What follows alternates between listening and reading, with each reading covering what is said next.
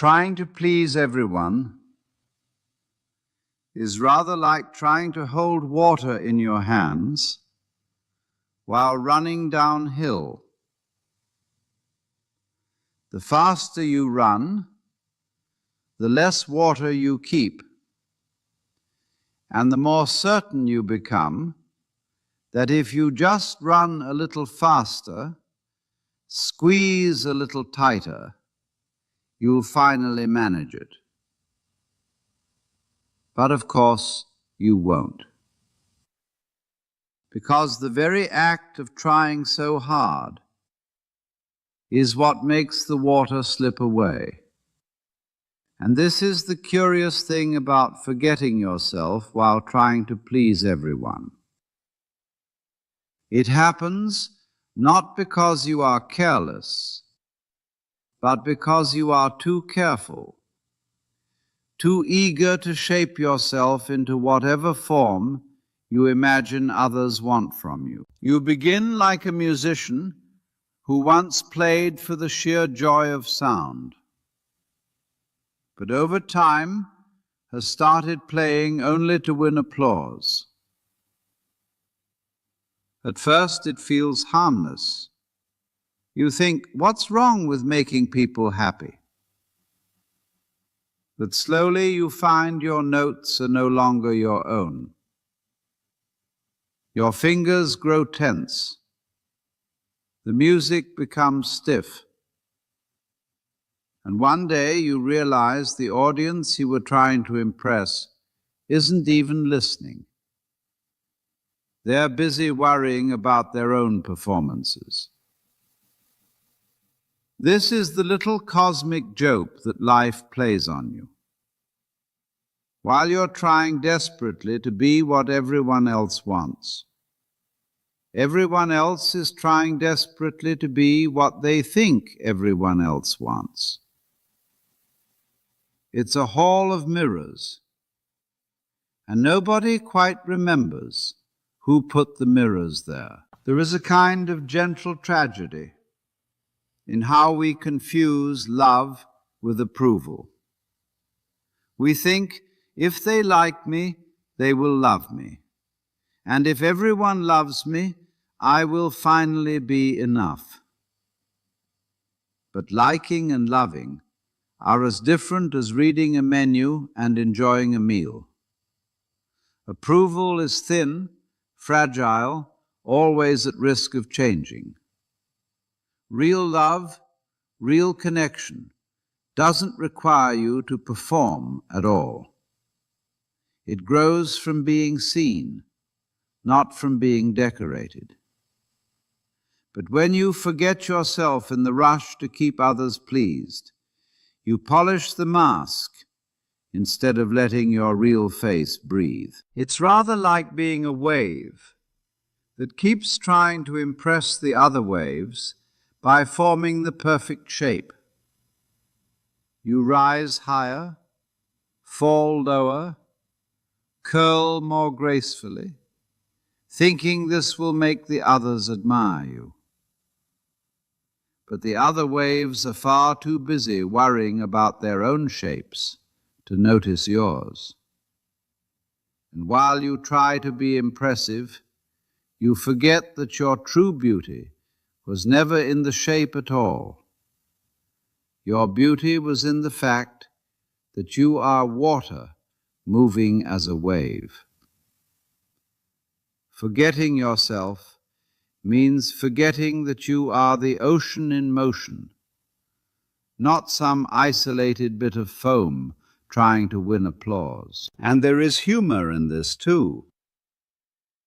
The universe has a great talent for reminding you of the folly of taking yourself too seriously. You try to be the ideal friend, and suddenly you have no time to be a real one. You try to be the perfect partner, and suddenly the relationship becomes a performance.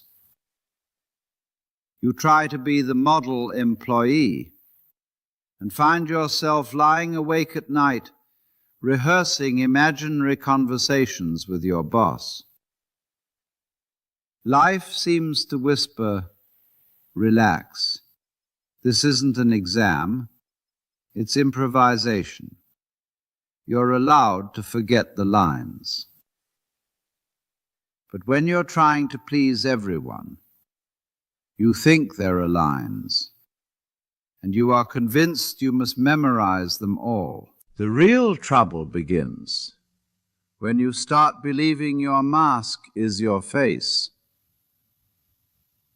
You become so practiced in meeting expectations that you forget what your own voice sounds like. You wake up one day feeling hollow, not because anything is missing, but because you've packed yourself away in a box labeled, "Do not open, might offend someone." And the moment you try to remember who you are, you feel guilty, as though taking off the mask is some terrible betrayal. But the betrayal was wearing it in the first place. You see, people don't actually want you to please them. They want you to be real with them. They want the unpredictable, living, breathing presence of a person who isn't trying to pass a test. And ironically, when you stop trying to please everyone, people are more at ease around you. It's like sitting with a cat. The cat does not care what you think of it. It walks away when it likes and sits in your lap when it likes. And because of this freedom, you find yourself loving the cat far more than you love the friend who constantly asks, "Are you sure you're not upset? Are you sure everything is okay?" The cat, without trying, is easier to be with than the person who tries too hard. Now the paradox. Forgetting yourself happens precisely because you're trying so hard to be someone. You imagine yourself as a sort of shapeshifter, adapting to every situation. But in trying to be everything, you become nothing in particular. You become like tea, so diluted in water that nobody can taste it. You think you're being kind by watering yourself down. But kindness without presence is like tea without flavor, polite but pointless. The moment you try to please everyone, you lose the rhythm of your own life. It's as if you've been dancing to a song that only you can hear, and suddenly someone shouts, "Dance like this instead." But they don't know the song you were dancing to. They can't hear it. And when you try to follow their rhythm, you stumble. Not because you were broken, but because you were listening to someone else's music, while your own still plays softly beneath it. Eventually you begin to feel tired in a way that sleep cannot fix. You feel like the actor who has been playing a role for so long that he forgets there is somebody underneath the costume. And here life gives you another paradox. You cannot remember yourself by trying harder. You remember yourself by giving up the attempt, by loosening your grip, by allowing the performance to become a little sloppy, a little honest, a little human. Just as the cat stops chasing its tail the moment it becomes bored with the chase, you stop forgetting yourself when you lose interest in being what everyone else wants you to be.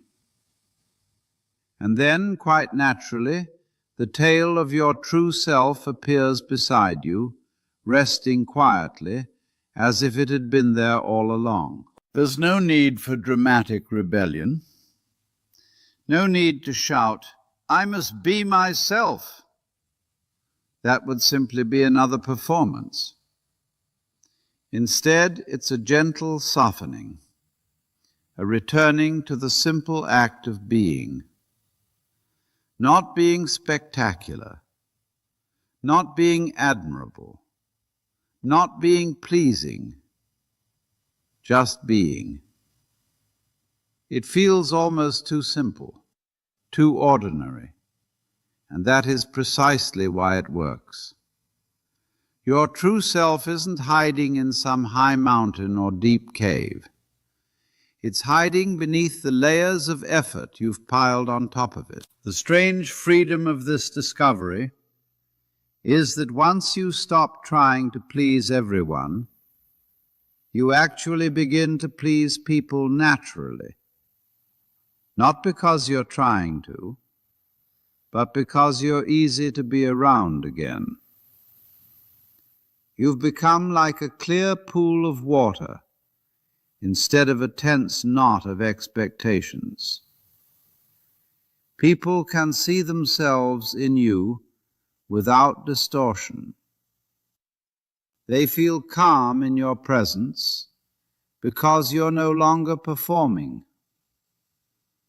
And if some people don't like the real you, well, that too is a kind of gift, because it frees you from the exhausting task of trying to be appetizing to every palate. In the end, remembering yourself is simply remembering that you are not a role. You are not a mask. You are not a mirror for other people's desires. You are the awareness within which all these roles appear and disappear. The awareness that smiles gently at your attempts to impress. The awareness that sighs in relief when you finally stop. And this awareness is not something you have to create.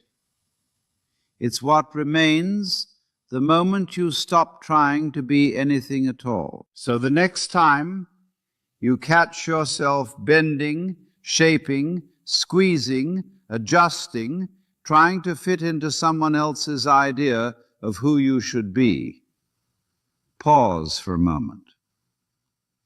Feel the tension in your body, the tightness in your mind. And then imagine that cat again, sitting down mid-chase to lick its paw, as if to say, "This whole business is really quite unnecessary." Life becomes much lighter when you realize you don't have to chase your own tail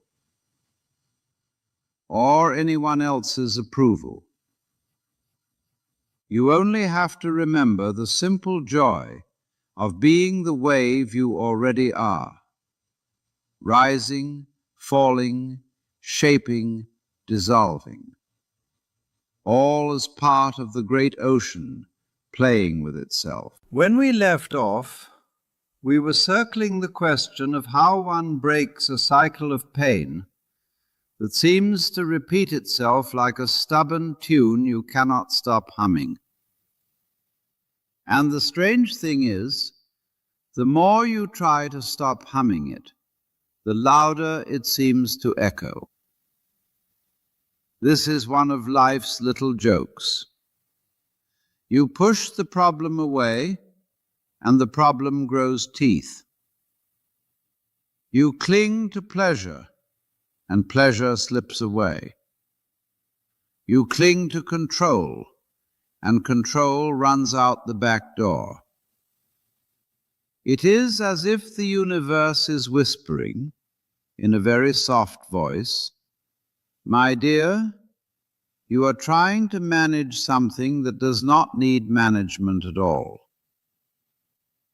Pain repeats because we keep meeting it with the same tight fists, the same old story about who we think we are and what we think life owes us. And a story once believed becomes a cage. You see, every cycle of pain begins with a picture in your mind of how things should be. And then along comes life, which has never once agreed to follow your script. The moment life behaves differently than your picture, you feel hurt. And then you try to fix the hurt by rewriting the picture, repairing the picture, or forcing the world to behave like the picture. And so the whole dance begins again. We are like a man who insists a river should be straight. And so he builds walls, and the walls collapse. And he cries out, "Why does this keep happening to me?" It never occurs to him that he is arguing with water. And water will never stop being water. To break the cycle of pain is not to fight the river more cleverly. It is to notice that you are the river. You are not the one standing on the bank shouting instructions. You are the flow itself, the changing currents, the quiet pools, the stormy rapids, the whole movement of life expressing itself in countless forms. When this begins to dawn on you, even faintly, something loosens inside. You find that pain does not need to be defeated. It needs to be understood as part of the movement. Pain is not a punishment. It is a signal. It says, you are pushing against reality again. And reality does not push back. It only shows you where you are pushing. A great paradox is that the moment you stop fighting a painful feeling, it begins to soften. The moment you stop trying to escape it, it begins to move. Pain, like everything else in existence, wants to move. But when you resist it, you freeze it in place. And then you wonder why it won't leave. The universe is very patient. It will let you hold your pain for as long as you want, even for a lifetime. And the moment you loosen your grip, it flows on. If you had ever watched a leaf drifting on a pond, you would notice something interesting. When the wind blows, the leaf moves. When the wind rests, the leaf rests. It does not try to move itself. It does not worry about whether it will reach the other side. It does not blame itself for yesterday's storms. It simply moves when movement happens, and it rests when rest happens. Now imagine approaching your pain that way. Instead of saying, "I must not feel this," you say, "I feel this." Instead of saying, "This should not be happening," you say, "This is happening." And in that simple act, you stop being the victim of your pain and become the witness of it, which is a very different position altogether. Because the witness is never the one who suffers. The witness is the clear space in which the suffering appears. You are not the clouds, you are the sky. And clouds come and go, but the sky remains open, untouched. So the more deeply you sense yourself as the open space in which feelings rise and fall, the less trapped you feel by any particular feeling, even the heavy ones, even the ones you thought would drown you.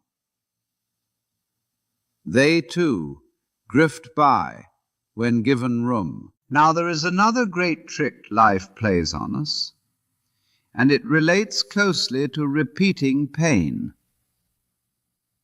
We think we are the same person who suffered yesterday. But who is this same person? Look closely, and you will find that the one who remembers the hurt is not the one who is feeling this moment. The memory is a shadow. The moment is alive. And yet, out of habit, we let the shadow speak for the living moment. The shadow says, "This always happens to me." But the shadow is not you. It is only a story you tell yourself about yourself. And when you believe the story, life obliges you by repeating the pattern. Not because the universe is cruel, but because you are trying to live today with yesterday's eyes. Think of standing before a mirror. The mirror gives you a reflection, but you would not mistake the reflection for your actual face.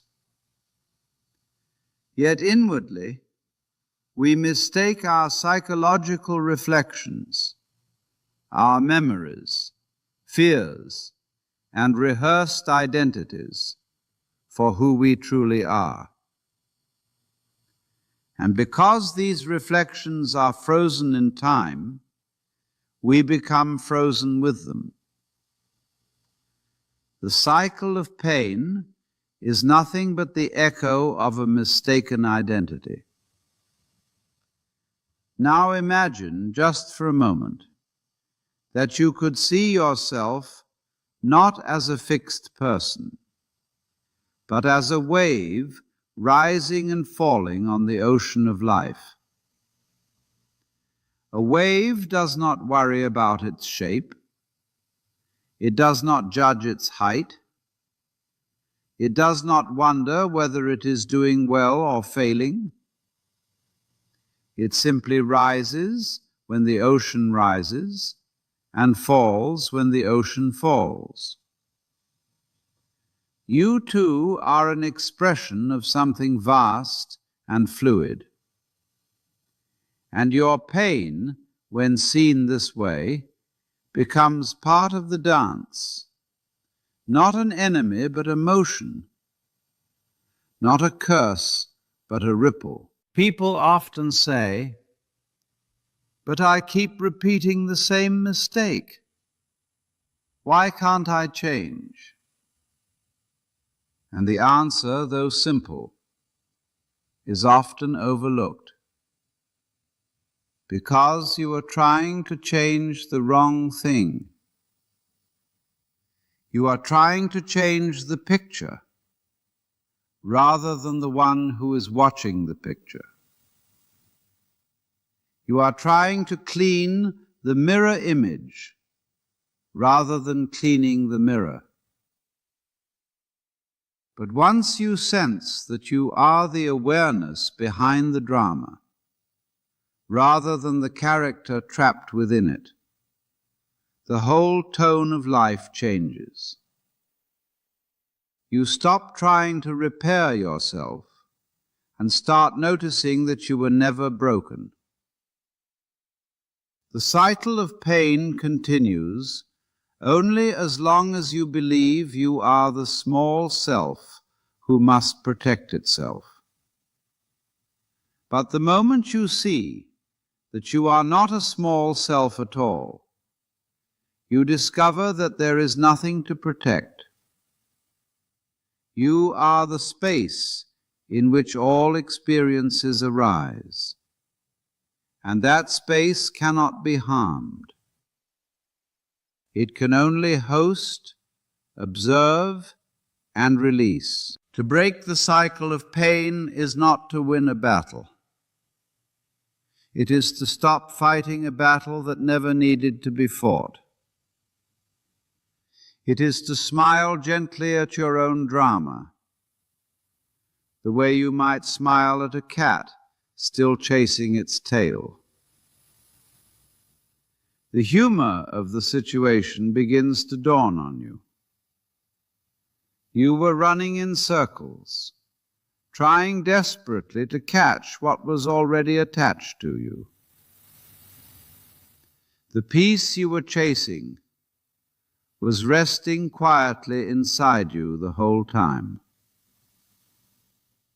And when this becomes clear, not as an idea, but as a felt truth, your relationship to suffering transforms.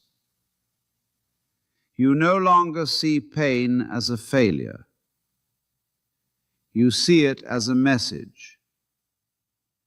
You no longer see patterns as prisons.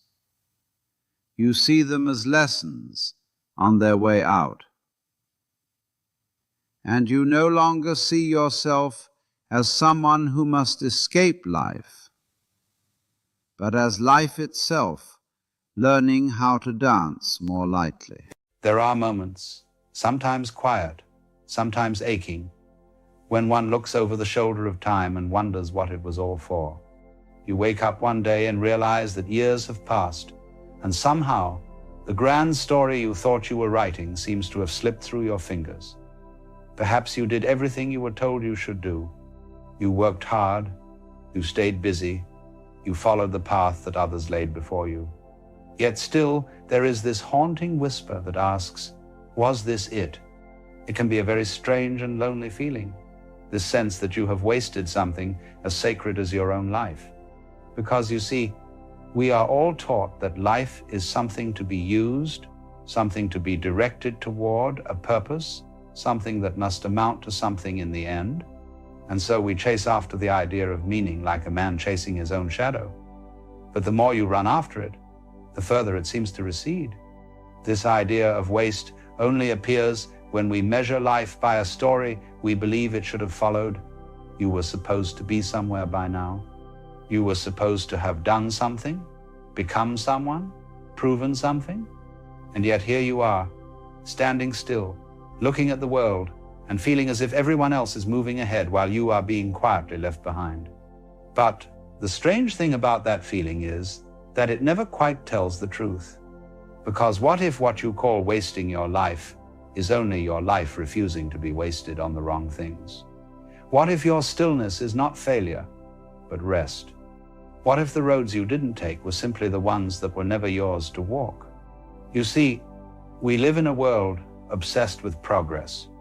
Everything around us is designed to convince you that you must constantly be moving towards something, producing something, improving something, achieving something. But in that endless striving, you forget how to be.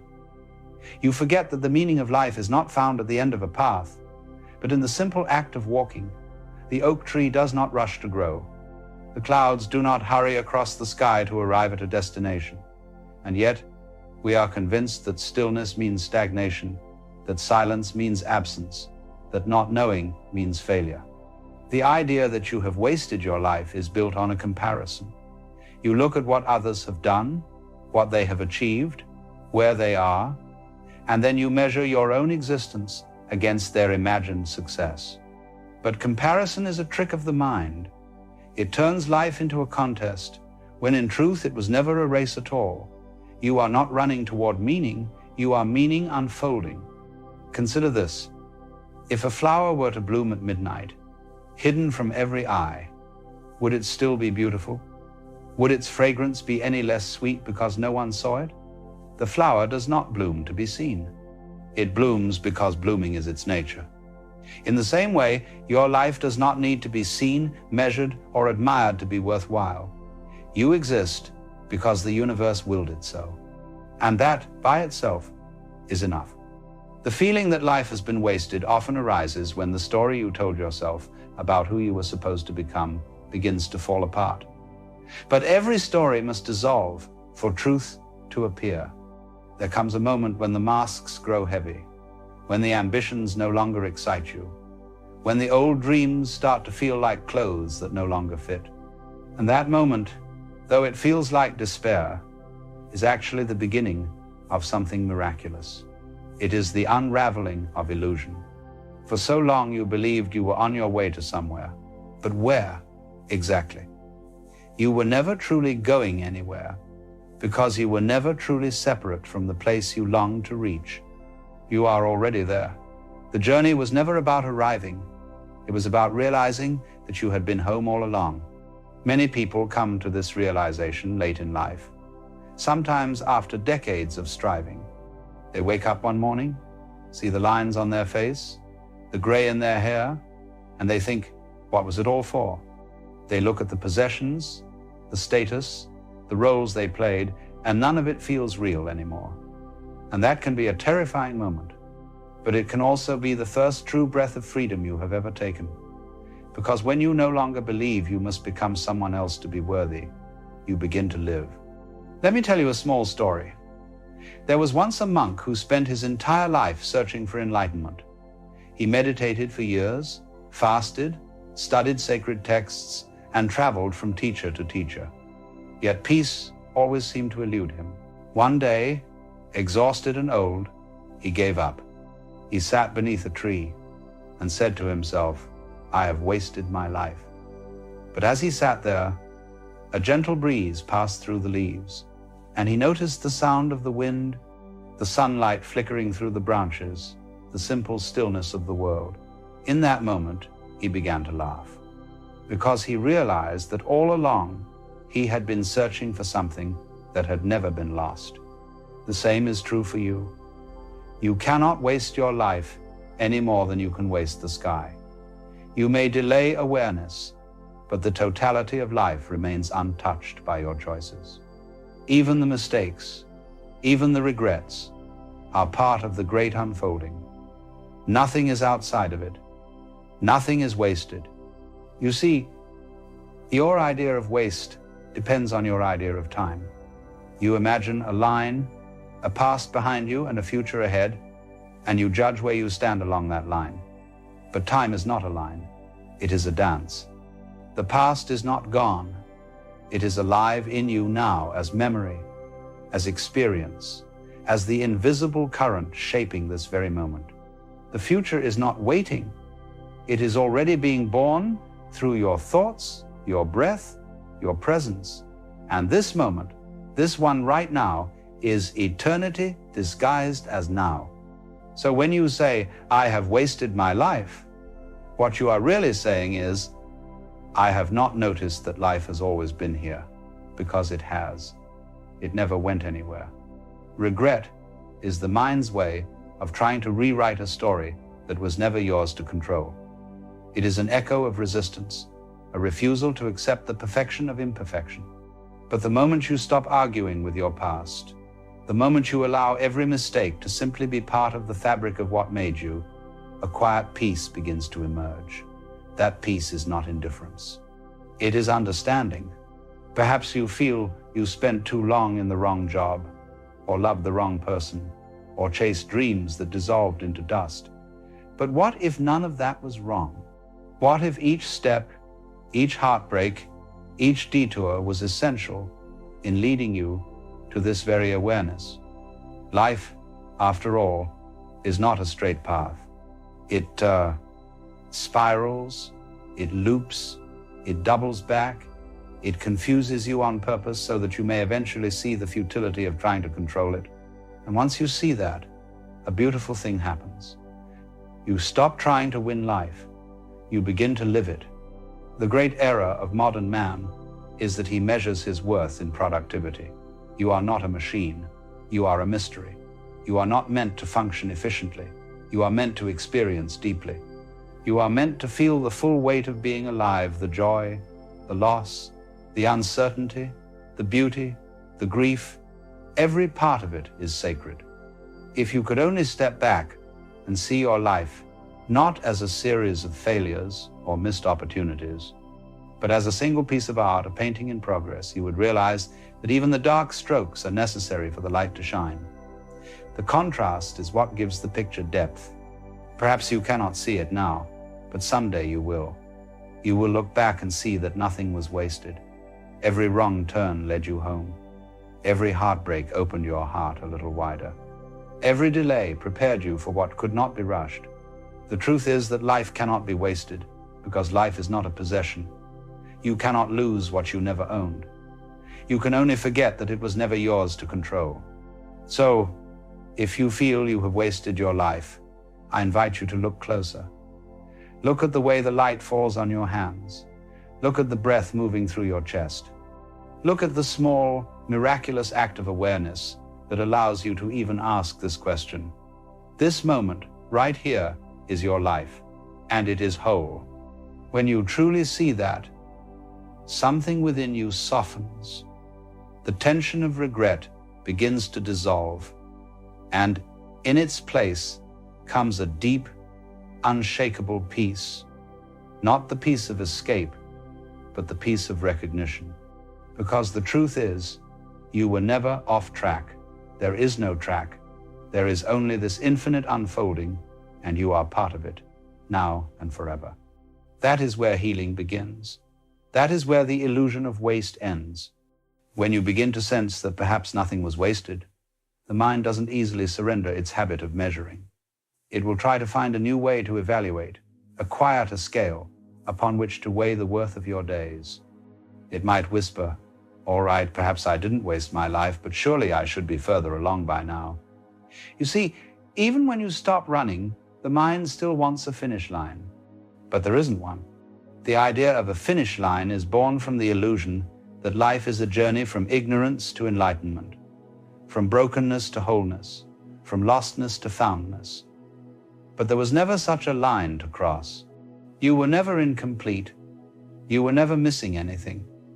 What you call growth, what you call progress, is simply the unfolding recognition of what has always been true.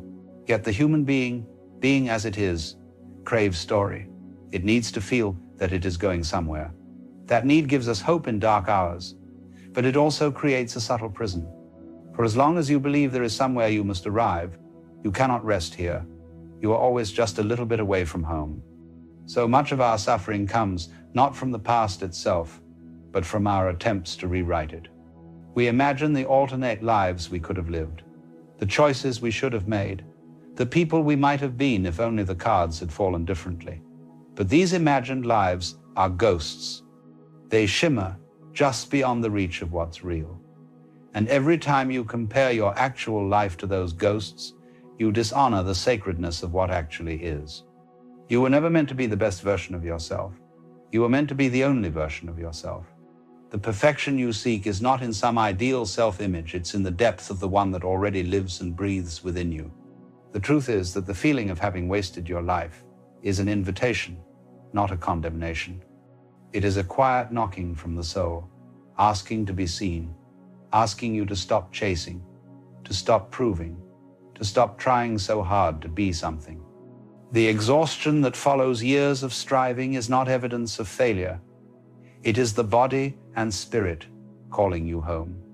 And coming home to yourself can feel strange at first, almost unsettling, because the person you built in your mind, the one who was supposed to be accomplished, admired, certain, and strong, begins to crumble.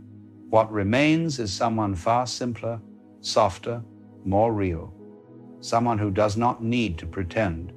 There is a tenderness in that breaking, like the moment you realize the wave has always been the ocean. The separation was only imagined. And with that realization comes a strange, liberating, humility. You begin to see that even your mistakes were not really yours. They were movements of the universe through the particular form you call me.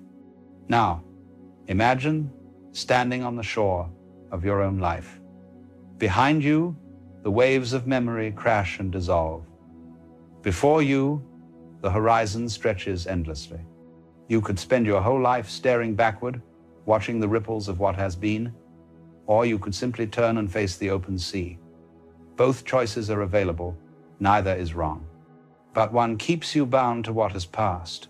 The other invites you into the mystery that has always been waiting. This moment right now is not the sum of your past, nor the promise of your future. It is life in its purest form, unadorned, unmeasured, and utterly free. The trouble is that we rarely allow it to be enough. We clutter the present with demands for meaning, for validation, for proof that it matters. But meaning, my friend, is not something you give to life. It is what life gives to you when you stop asking it to explain itself. Look at the simple act of breathing. You inhale, and without effort, the universe enters you. You exhale, and you give yourself back to it. That rhythm has been happening your entire life, unnoticed, uncelebrated, perfectly balanced. You do not ask each breath what purpose it serves. You simply breathe. And yet, each breath sustains the miracle of your being. That is how life works. Meaning emerges not from what you do to it, but from what you allow it to show you. When you loosen your grip on the idea that your life must justify itself, something beautiful happens. The ordinary begins to shimmer. You notice the way sunlight falls on your table, the sound of distant laughter, the quiet pulse of your own heartbeat. And you realize, perhaps for the first time, that this unremarkable, unplanned, unspectacular moment is the essence of living. The modern world, however, does not reward this awareness. It worships noise. It values ambition over stillness, productivity over presence, attention over understanding. You are constantly being pulled away from yourself, told that you should be somewhere else, doing something else, becoming someone else. But the truth is that every time you abandon the present to chase a future, you deepen the illusion of waste. You create a gap where none exists. This is why so many people grow restless, even when they appear successful, because deep down, the soul cannot be satisfied with applause. It only longs for truth. And truth, unlike success, cannot be achieved. It can only be seen. When you begin to live with this seeing, your relationship to time begins to change. You stop asking, how much time do I have left? And start realizing that you are time. You are the eternal now, unfolding as this moment, this breath, this heartbeat. Life is not moving through you. You are life moving. The past, then, is not a weight to carry. It is a teacher. The mistakes you think ruined, you were actually sculpting you.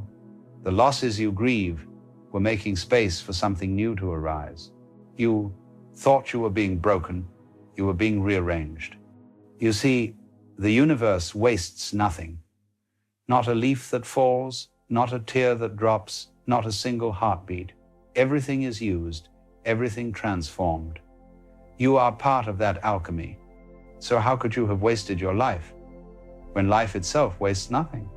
Sometimes the path seems meaningless only because you're standing too close to it. Like a painting, its beauty can only be seen when you take a few steps back. You must allow the years to settle, to merge, to reveal their hidden symmetry. Only then do you begin to see the pattern. Only then does the chaos make sense. And as you begin to see that pattern, gratitude quietly replaces regret. You realize that the very moments you despised, the loneliness, the failure, the confusion, were the ones that softened your heart. They broke the shell of who you thought you should be so that something vast and tender could shine through. So, you see, you did not waste your life. You were preparing to live it. And this living has nothing to do with success or legacy. It is about seeing the sacred in the simple, the way water moves, the way your hands age, the way a small kindness lingers long after it's given. These things, though small, are the pulse of eternity. But you must learn to stay with the moment, to stay with yourself, to stay with life even when it offers no grand answers. Because when you stay, you begin to notice that the feeling of emptiness was never emptiness at all, it was spaciousness. It was room for you to finally arrive. Now, some will ask, but what about purpose? Don't we all need one? And yes, in a way, purpose gives us direction, but direction is not the same as destination. Purpose is not something you find, it is something you express through being. The tree does not need a purpose to grow, its growing is its purpose. The bird does not need a reason to sing, its singing is its being, and so it is with you. Perhaps your greatest purpose is not to achieve anything at all, but to embody awareness so fully that life can experience itself through you. That may not sound grand, but it is divine. If you can see that even one day of your life, one seemingly wasted, uneventful, ordinary day was actually filled with this quiet divine presence, then the idea of waste collapses. Because what you were calling wasted time was actually eternity playing dress up as delay. And if you can understand that, not just intellectually but inwardly, then a great peace will find you. Not the peace of resignation, but the peace of realization. The peace of knowing that you have never been outside of life's embrace. Everything that has ever happened, every failure, every detour, every regret was part of the unfolding of this awareness. It could not have been otherwise. When you truly see that, the ache of I have wasted my life begins to dissolve into a quiet smile, because you realize that the story you were mourning was never real to begin with. It was only a dream of who you thought you should have been. And awakening, after all, is nothing more than realizing that the dreamer was never separate from the dream. There comes a moment, often quietly, when you begin to understand that your life does not need to be different in order to be whole. It is a subtle shift, almost imperceptible at first. You stop asking, what should I be doing? And instead begin to listen. You start to feel that life, all along, has been whispering to you through everything you once ignored, through failure, through silence, through longing. It was never absent. You were simply too busy trying to edit the story to hear its voice. When this understanding dawns, it's not a flash of enlightenment, but more like the gradual clearing of fog. The trees of your existence, once obscured by regret and expectation, slowly come into view. You begin to see how perfectly imperfect it all was, how each stumble carved a kind of wisdom into your bones, how each disappointment softened your heart, and how even your confusion was guiding you toward clarity. This is the paradox of awakening. You find what you were seeking not by acquiring, but by relinquishing. The meaning you searched for begins to reveal itself when you stop demanding that life prove its worth. You realize that the search itself was never the problem. It was your assumption that meaning was missing that caused the ache. The feeling of having wasted your life was not the truth. It was the veil that covered it. And as that veil begins to fall, a new kind of stillness appears, not the stillness of emptiness, but the stillness of presence. The kind that exists between two heartbeats, in the quiet before you speak, in the way your chest rises without your asking. You notice that life doesn't need your permission to continue. It breathes you, it moves you, it carries you forward, regardless of your stories about it. You see, what most people call awakening is not the gaining of something new, but the gentle loss of what was never real. It's like waking from a long dream in which you spent years trying to find the meaning of the dream itself, only to realize that you were always safe in your bed. The dream was beautiful, tragic, complex, and rich, but it was never separate from the one who dreamt it. So too with life. You were never separate from the totality of it. Even in your loneliest, darkest hours, you were still held by the same intelligence, that turns the planets and opens the flowers. You were never outside of that harmony, only asleep to it. To awaken, then, is not to rise above life, but to sink deeper into it, to see the extraordinary hiding within the ordinary, to realize that enlightenment was never a mountaintop, but the ground beneath your feet. You might look back now on all the years you thought were lost, and see that they were not lost at all. They were preparing you to see. They were the soil in which understanding could finally take root. Every regret was compost for wisdom. Every mistake was a seed of awareness waiting for the right season to bloom. And when that season arrives, you begin to move differently. Not because you found some grand new purpose, but because you are no longer fighting the rhythm of existence. Your actions become effortless, not because you've stopped caring, but because you finally trust the unfolding. You realize that your life was never something to manage, it was something to experience. The illusion of waste begins to dissolve because you no longer measure time in achievements, but in presence. You begin to see that 10 minutes of genuine awareness is worth more than 10 years of unconscious striving. When this recognition takes hold, even your past pain begins to glow with a strange light. You see that what once felt unbearable was, in fact, the breaking of the shell around your being. It was how life made space for itself within you, and you begin to thank the very moments that once made you curse your existence. You bow to the storm because you see now that it wasn't against you, it was refining you. And then something even deeper happens. You begin to laugh. Not out of mockery or defiance, but from the sheer relief of seeing how unnecessary all the struggle was. You realize that life had never required your control. It only needed your attention. You had been running through open fields with a blindfold on, searching for the way out, unaware that there were no walls. You may recall the times you prayed for clarity, for purpose, for a sign, and perhaps you now see that those prayers were answered not in words, but in silence. Not through instruction, but through revelation, because clarity does not come from adding more answers. It comes from letting go of all the questions that were never yours to carry. There's an old saying that the truth sets you free, but first it makes you uncomfortable. And that discomfort, that deep unease of not knowing what to do with your life, was the beginning of your freedom.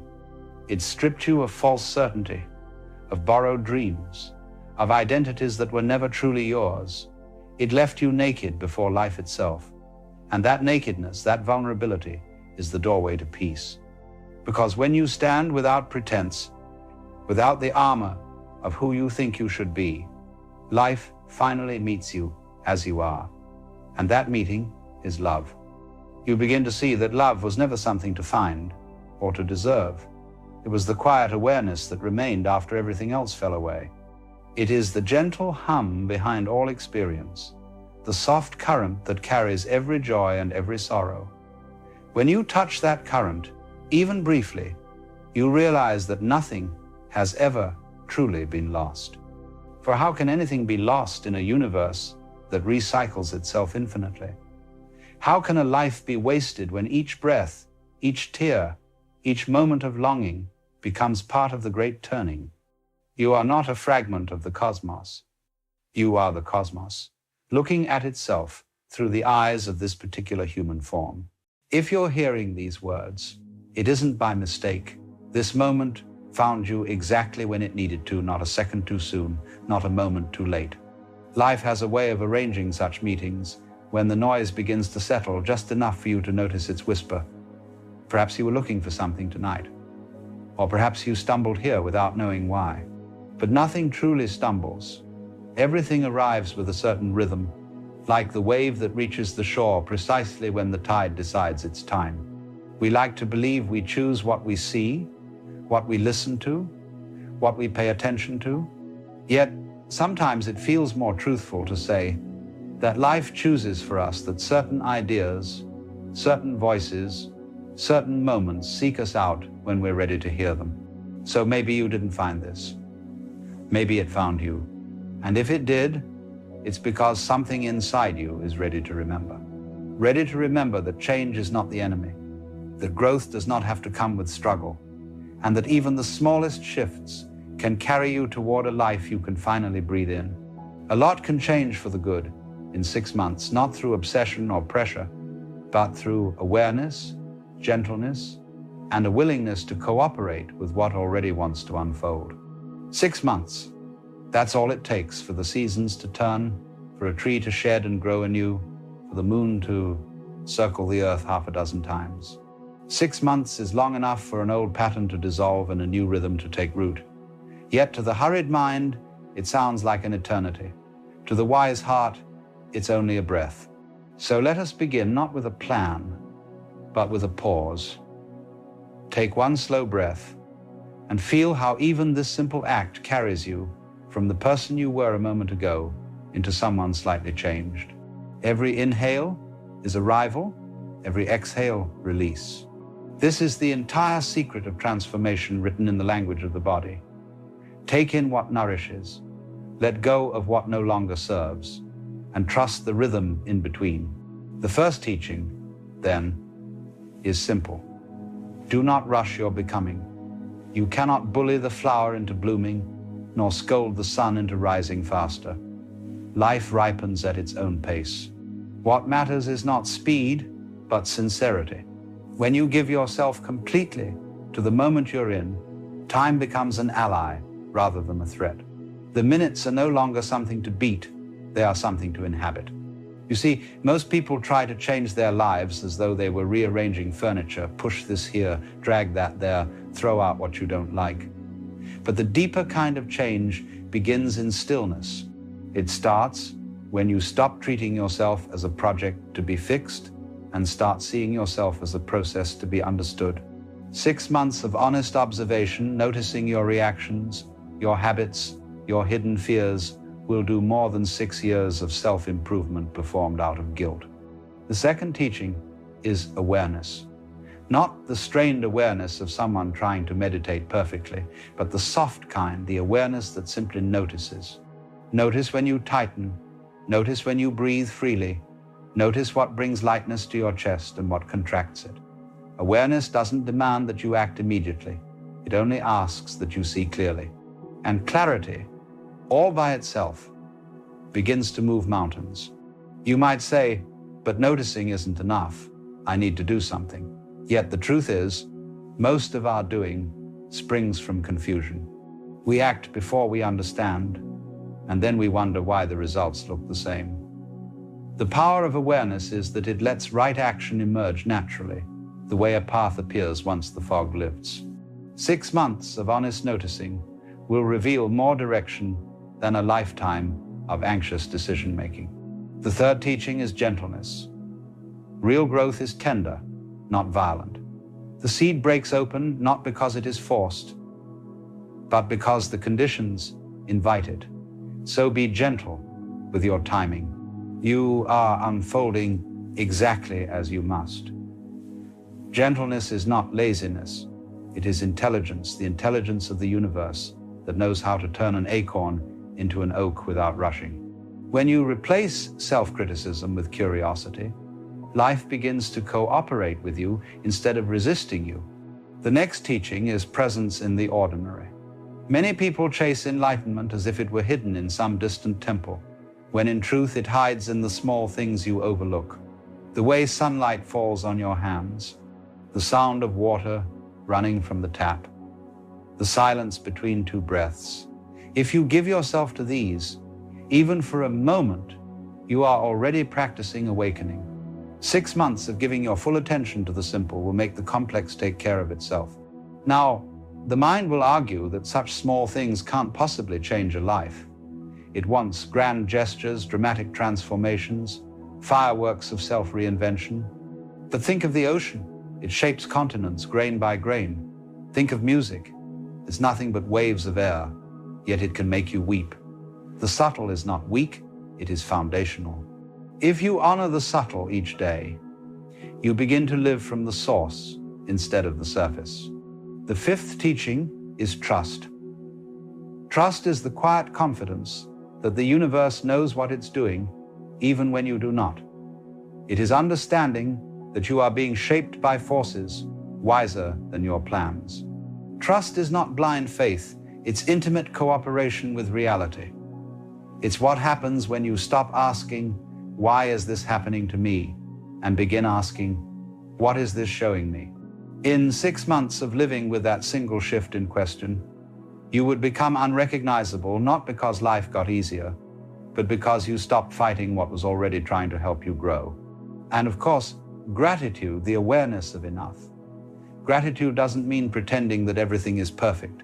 It means noticing that perfection isn't required for beauty. The moment you begin to thank the small things, a clear sky, a kind word, the warmth of your own body, you step into abundance. For 6 months, practice this. Whenever you catch yourself complaining, pause, breathe, and name one thing that still supports you. You will find the complaint fades, and in its place, something steady arises, a kind of quiet contentment that doesn't depend on circumstance. Now, someone might say, but I've tried all this before. I know these ideas. To which I would ask, do you know them, or have you simply heard them? To know a truth is to live it until it becomes the way you breathe. 6 months of living, even one of these truths, sincerely will teach you more than 100 inspirational quotes ever could. And so the invitation is simple. Do less, notice more. Stop demanding that life give you instant proof of progress. The proof is already there, in every breath, every sunrise, every gentle reminder that you are still here, still capable of renewal. You are not late, you are not behind. You are right on time, because time itself is your teacher, not your jailer. Let this next half year be your experiment in trust. Let it be the season in which you stop forcing and start listening.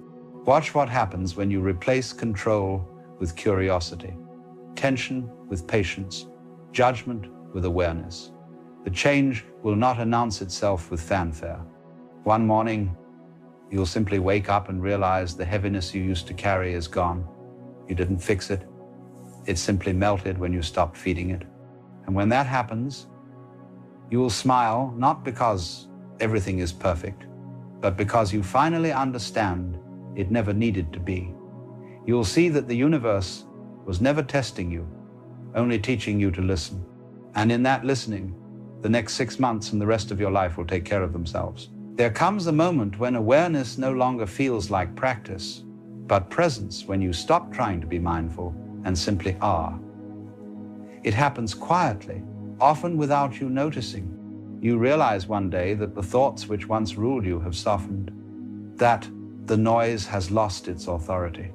You still think, you still plan, you still worry from time to time, but the thoughts no longer pull you by the collar.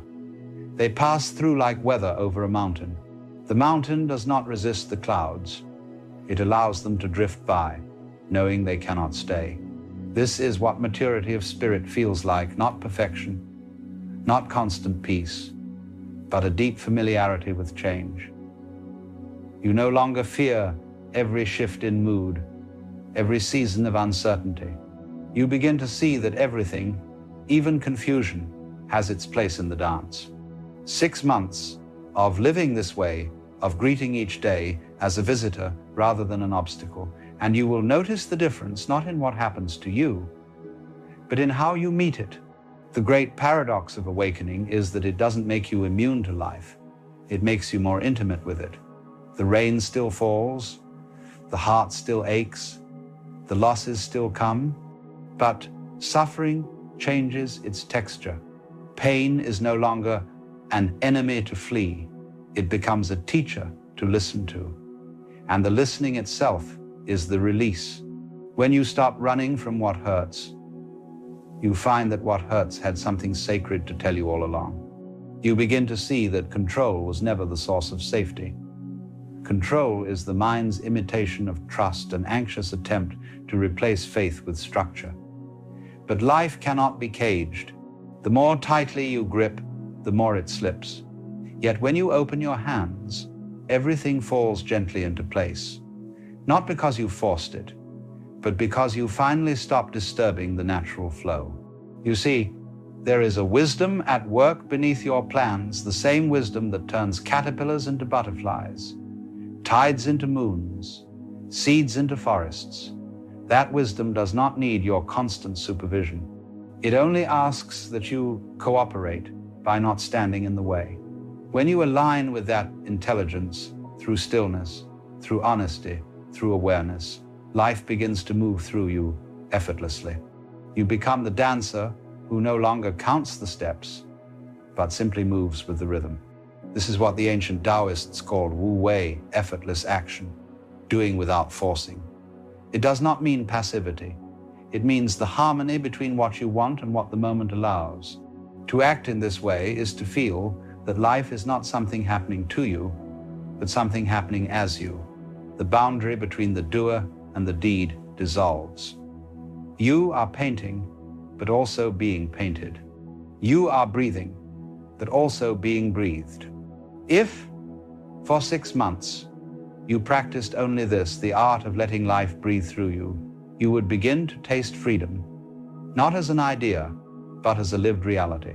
You would wake in the morning not with the weight of things to control, but with curiosity for how the day might unfold. The mind would still whisper its worries, but you would smile at them like an old friend who no longer needs to be believed. And in this space, something miraculous happens. Joy returns. Not the fleeting pleasure that depends on outcomes, but the quiet joy of existing.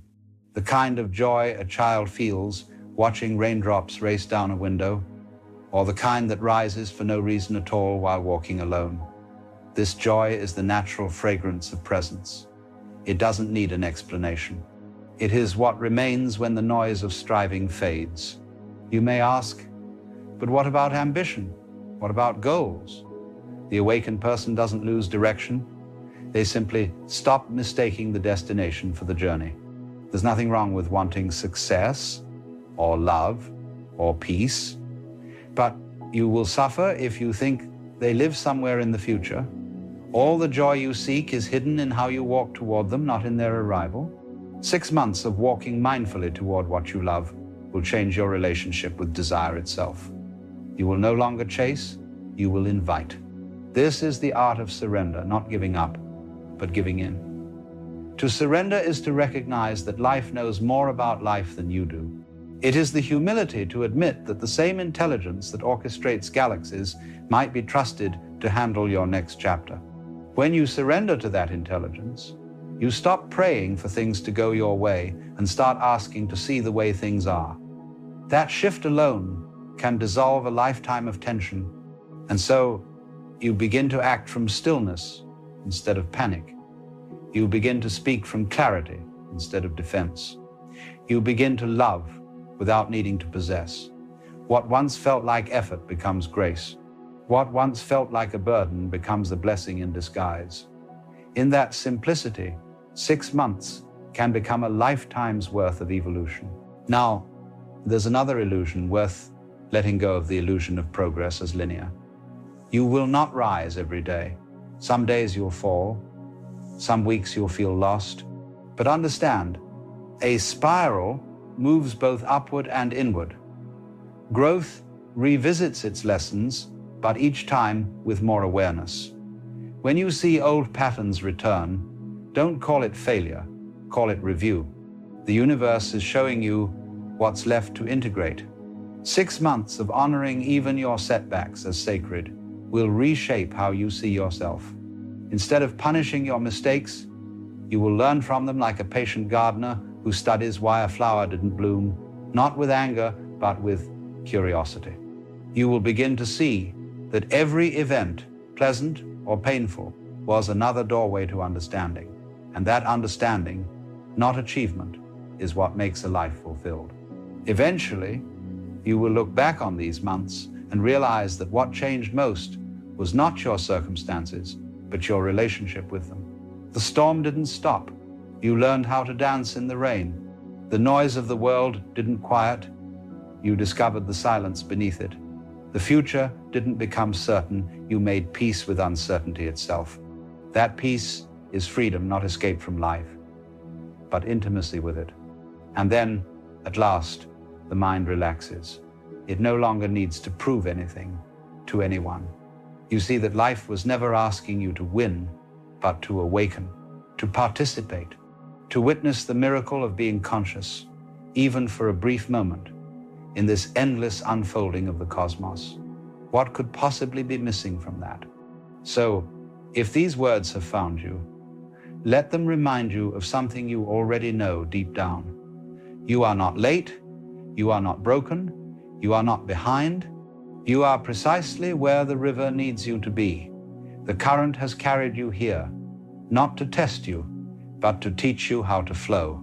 The coming 6 months will pass, whether you worry or not, whether you struggle or trust.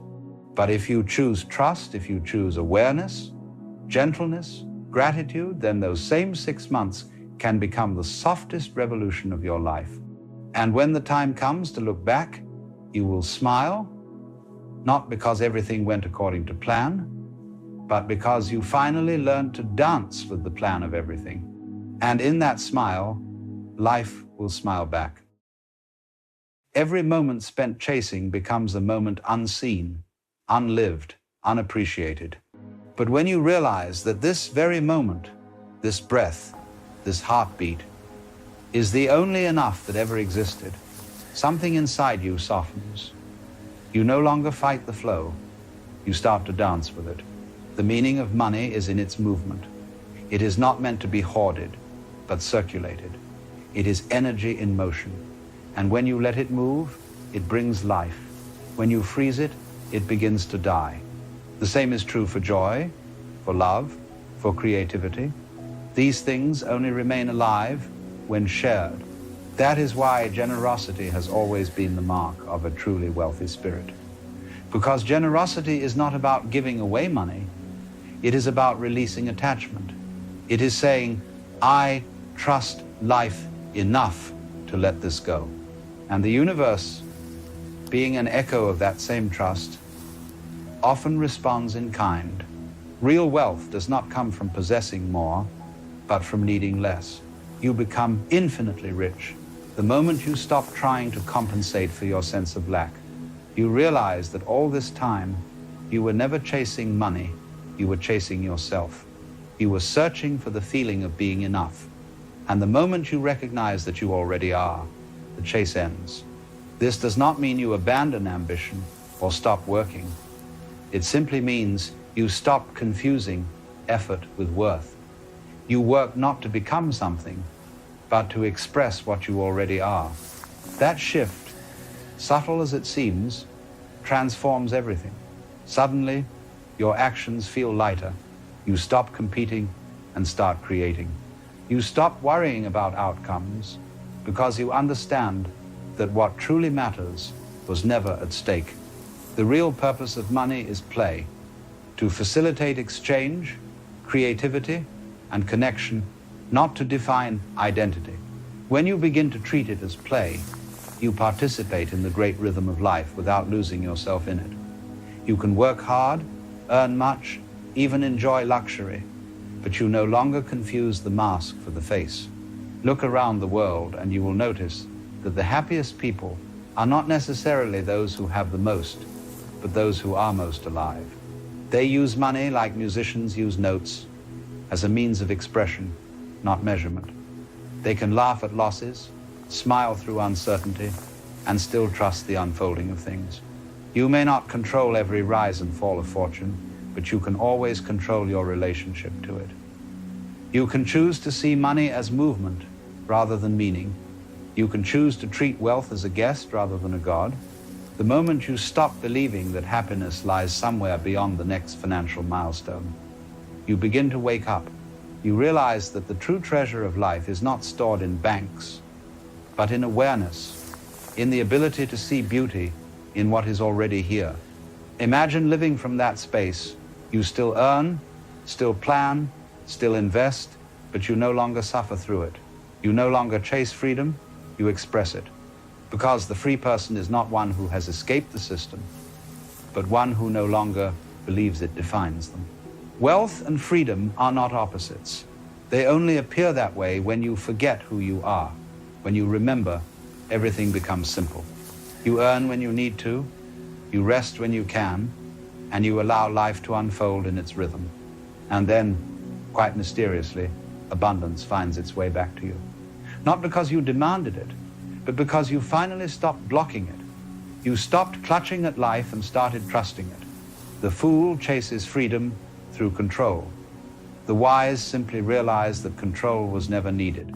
And in that realization, you discover the most profound truth of all. You were never meant to be rich. You were meant to be free.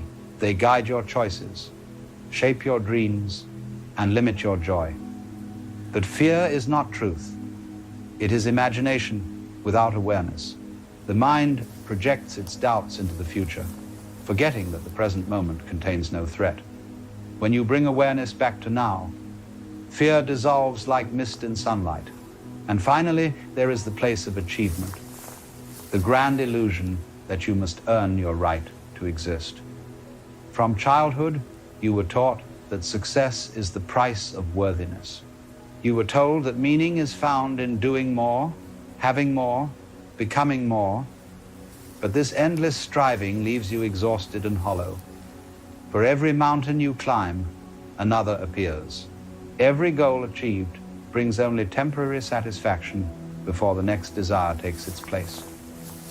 You cannot reach peace through achievement because peace was never missing. It was simply forgotten beneath the noise of becoming.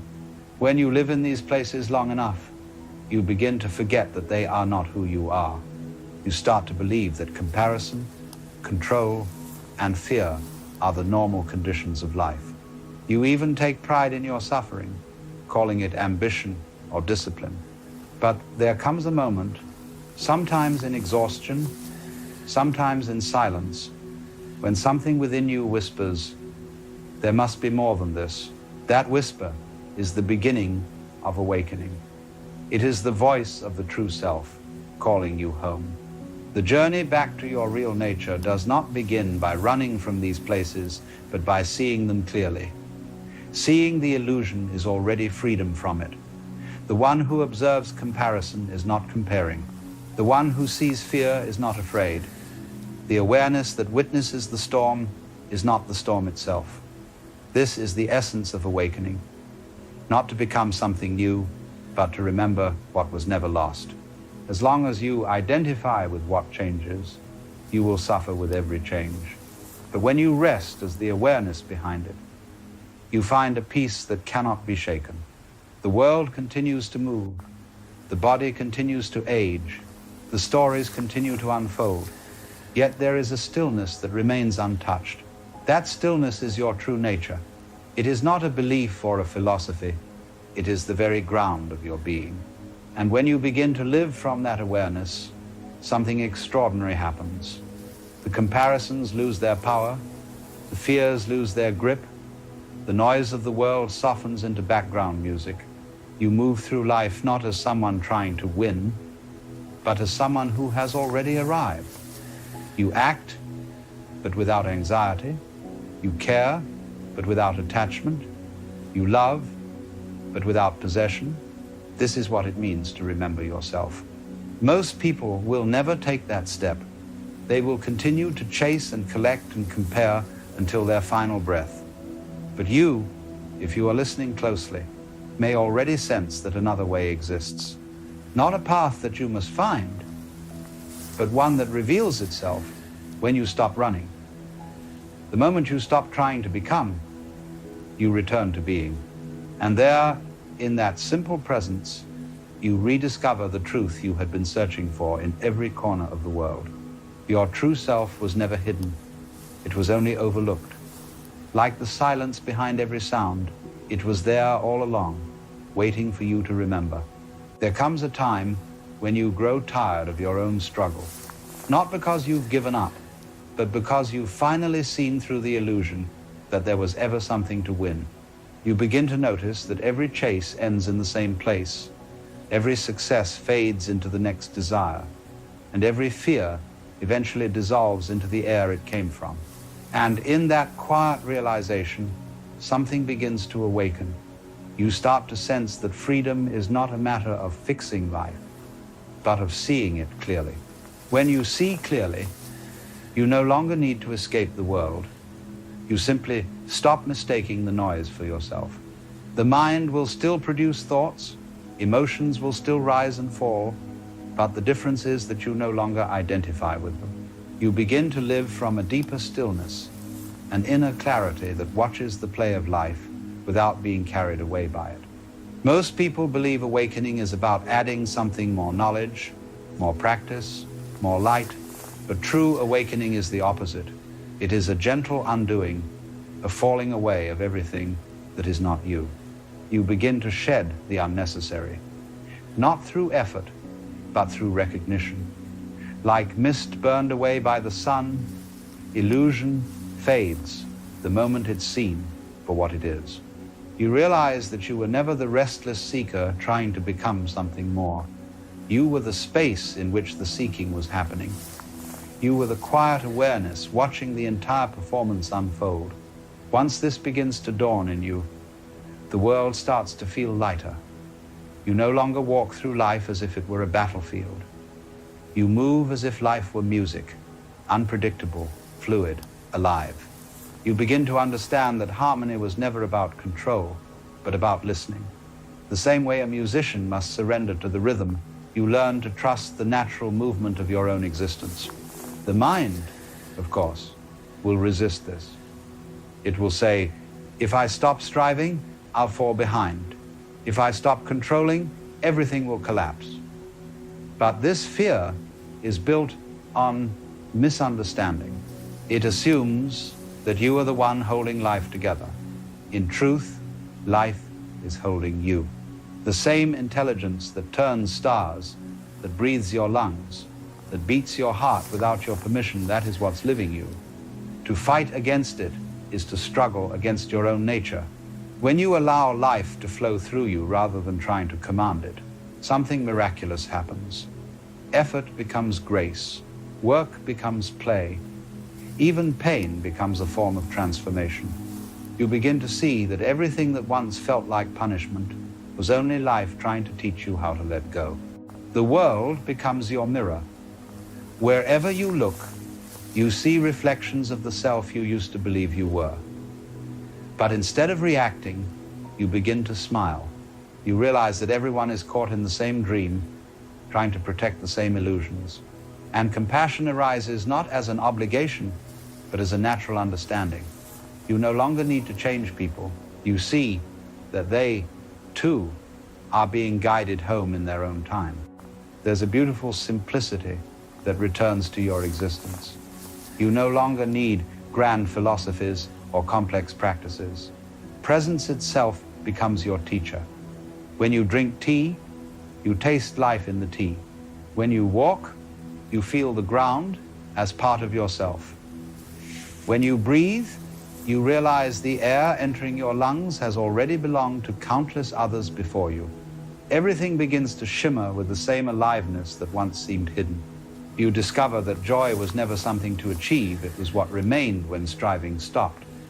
The same world that once felt chaotic now feels sacred, because you are no longer separate from it. You are not a visitor in this universe. You are the universe momentarily playing the role of a person. Many people spend their whole lives trying to find meaning. They ask, why am I here? But the question itself is the confusion. You are not here to find meaning. You are here to experience being. Meaning is not something given to you by the world. It arises naturally when you are present. When you are fully here, life takes care of itself. You stop living in the past and future because you see how unreal they are. The past is memory, the future is imagination, and neither can ever be touched. The only place life actually exists is now. This moment, simple and ordinary as it may seem, contains everything. All the beauty, all the mystery, all the peace you were searching for has been waiting here all along. When you live from this awareness, even the so-called dangerous places lose their power. Comparison becomes gratitude because you finally see that everyone's path is their own. Control becomes surrender because you trust the intelligence behind every unfolding. Identity becomes play, because you know you are not the mask, but the one wearing it. Distraction turns into wonder, because every sound and sight becomes a reminder of your own presence. Perfection becomes unnecessary, because you realize that the world was never broken. Fear turns into curiosity, because what once seemed threatening now becomes an invitation to awaken.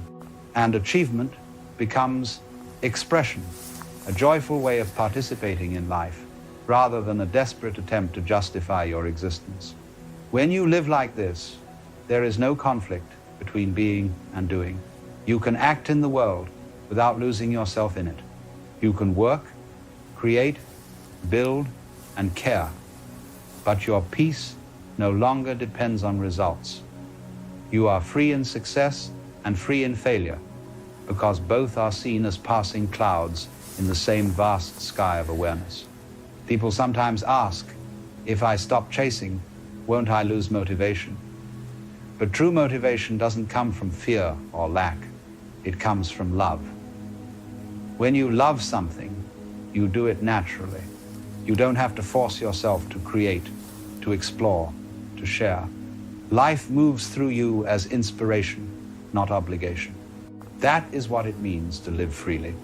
And as you rest more deeply in that state, gratitude begins to bloom. You start to see the gift in everything, even in loss, even in uncertainty. Because you realize that life's impermanence is not a problem to be solved, but a miracle to be witnessed. Every ending makes room for another beginning. Every change reminds you that nothing was ever meant to be held forever. In that realization, the world no longer frightens you. You can stand in the middle of chaos and remain still inside. You can watch the rise and fall of fortune and not lose your balance.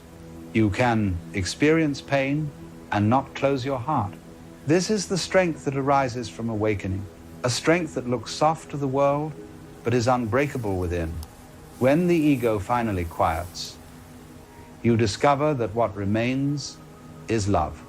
Not sentimental love, not the love that comes and goes, but the boundless love of awareness itself, the recognition that everything you see, everything you feel, is made of the same essence as you. And when you live from that realization, every encounter becomes sacred.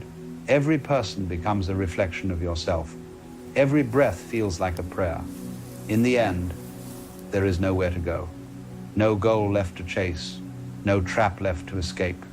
You see that the whole journey was a circle leading you back to the present moment. Back to the simple truth that you are, and that is enough. Freedom was never about breaking chains, but about realizing they were never real. And when you finally see that, you smile. You smile because you understand what all the teachers, sages, and poets were trying to tell you. That the self you were trying so hard to find was the one that had been listening all along. You were never lost. You were simply dreaming. And now, you are awake. Now here is a rather curious thing. You wake up one morning and something has changed. Not outside, mind you, but inside. You see through the games, the rat race, the endless pursuit of more. You understand, perhaps for the first time, that the meaning of life is just to be alive. It is so plain and so obvious and so simple. Yet everybody rushes around in a great panic as if it were necessary to achieve something beyond themselves. And then comes the peculiar problem. The bills still arrive, the rent is still due, the bank account still dwindles, and you find yourself in this strange position, spiritually awake but financially broke. What a cosmic joke this is. You look around and see people who are fast asleep, utterly unconscious, chasing money like hungry ghosts, and they seem to be doing rather well. Their bank accounts are full, their houses are large, their cars are new. And here you are, having seen through the illusion, and you cannot pay your electric bill. What is going on? Let me tell you something. This is not an accident. This is not some terrible mistake in the cosmic ordering of things. This is precisely how it must be, at least for a time. And if you understand why, You will stop fighting it, and you will begin to see the extraordinary gift hidden in this struggle. You see, money is a very peculiar thing. It is not wealth at all. It is a way of measuring wealth, a symbol, a token, a kind of social agreement. Real wealth is the air you breathe, the water you drink, the food that nourishes your body, the shelter that keeps you warm. Money is simply the bookkeeping. But we have become so enchanted with the bookkeeping that we have forgotten what it was supposed to represent. Think about it. Here is a man with $1 million in the bank. He sits in his office worrying about the stock market, checking his accounts, calculating his net worth. He has forgotten to taste his coffee. He has forgotten to feel the sun on his skin. He has forgotten that he is breathing. Ha ha ha. Is this man wealthy? Or is he so busy counting his tokens that he has lost touch with the actual treasure? When you awaken spiritually, something very interesting happens. You stop being hypnotized by the symbols. You stop mistaking the menu for the meal. The recipe is not the dinner. The map is not the territory. And suddenly, money loses its grip on you. It stops being the most important thing. It stops being the goal of your life. This is wonderful. This is liberation. But it creates a practical problem because the world around you has not woken up.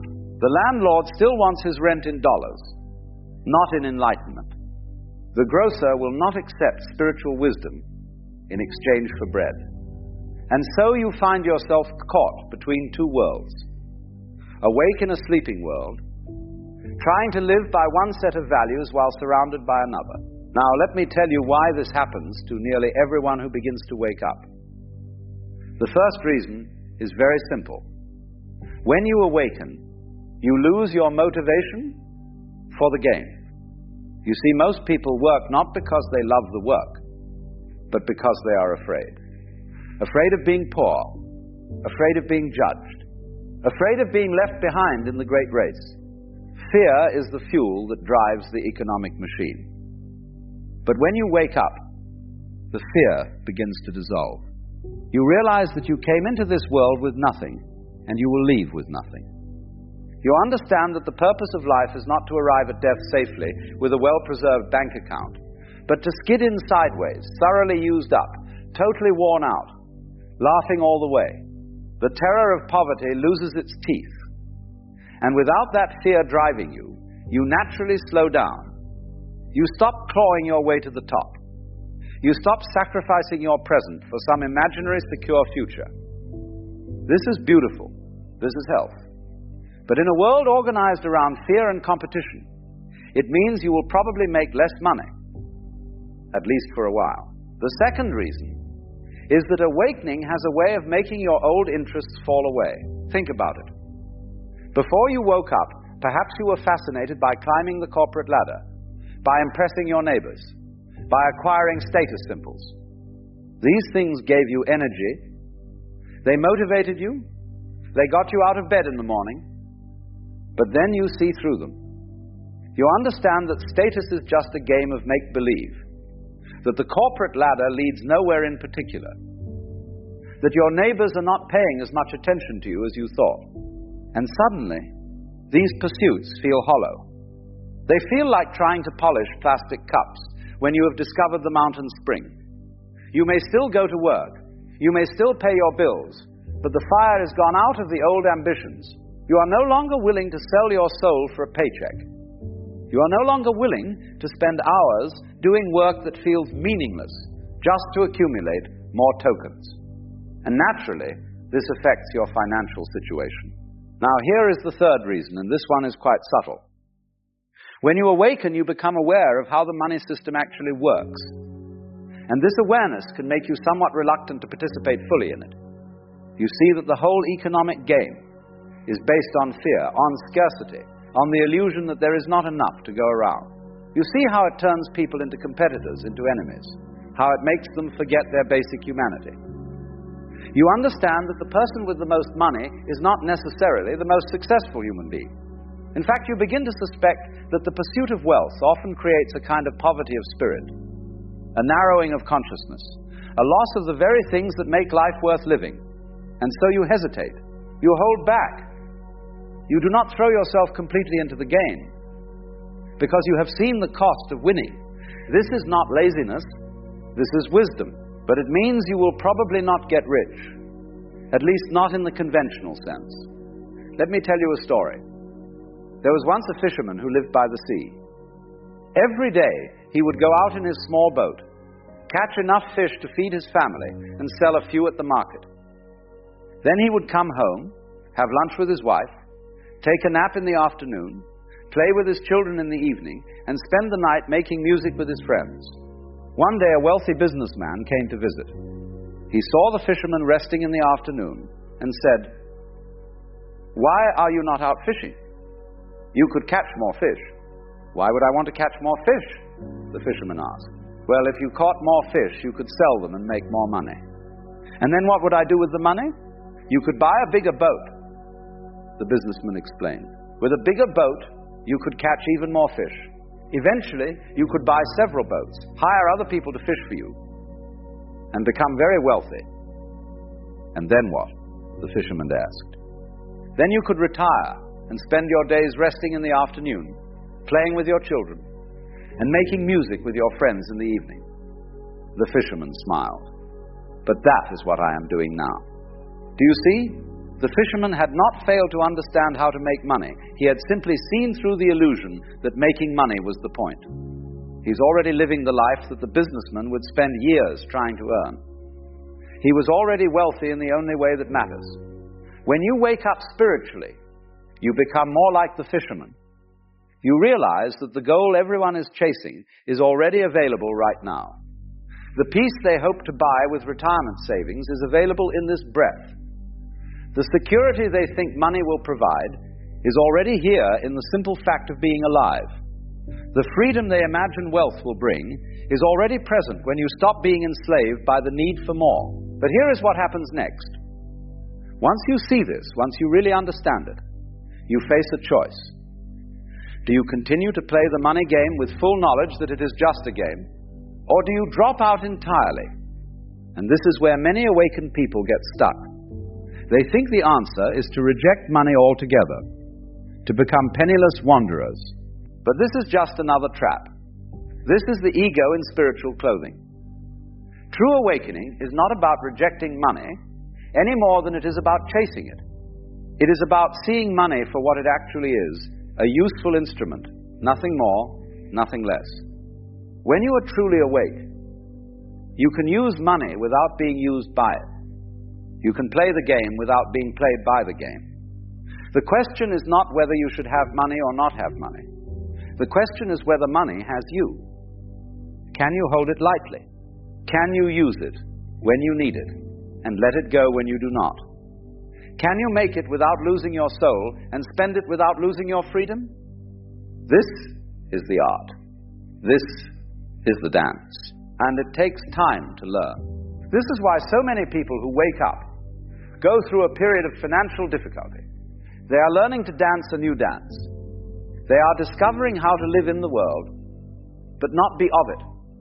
They are finding out how to support themselves without selling themselves. And during this learning period, there will be struggles. The old ways of making money do not work anymore, because they required you to be asleep, to be driven by fear, to be motivated by greed. But the new ways have not yet revealed themselves. You are in the gap, the space between the old life and the new. And in this space there is often very little money. But listen carefully. This gap is sacred. This struggle is holy. You are not being punished. You are being transformed. The universe is not withholding abundance from you. It is teaching you a new relationship with abundance. Think of it this way. A snake must shed its old skin in order to grow. During the shedding process, it is vulnerable. Its old protection is falling away, and the new skin is not yet hardened. But if the snake tried to hold on to its old skin out of fear, it would die. It must go through the vulnerable period in order to grow into something larger. This is what is happening to you. Your old relationship with money, your old way of surviving in the world, it is falling away. And yes, it is uncomfortable. Yes, it is frightening. But if you try to cling to the old ways, if you try to go back to sleep just to feel financially secure, you will suffocate. You cannot unknow what you know. You cannot unsee what you have seen. The only way through is forward. The only way out is through. And on the other side of this difficulty, there is a new way of being in the world, a way that is both spiritually awake and financially functional, a way that allows you to have enough without needing to have everything, a way that allows you to work without making work your identity, a way that allows you to use money as a means without making it the end. But you have to trust the process. You have to have faith that the universe is not going to let you starve. After all, the birds do not have bank accounts, and yet they are fed. The flowers do not worry about their net worth, and yet they are clothed in beauty. If nature takes care of every sparrow, every blade of grass, will it not take care of you? This does not mean you sit back and do nothing. It does not mean you become irresponsible. It means you act from a different place. You act from love rather than fear. You work because the work is there to be done, not because you are trying to prove your worth. You earn money because money is useful, not because money is everything. And here is what I have observed. When people make this change, when they truly let go of the fear and start living from a place of trust, money often begins to flow more easily.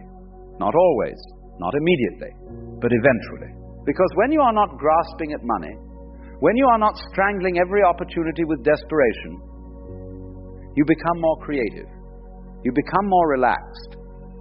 You become more attractive to work with, more pleasant to do business with, more open to possibilities. Muddy water is best cleared by leaving it alone. When you stop thrashing about trying to force financial success, when you stop panicking about every bill, when you simply allow yourself to be present with what is, something shifts. The water begins to clear, solutions appear, opportunities arise.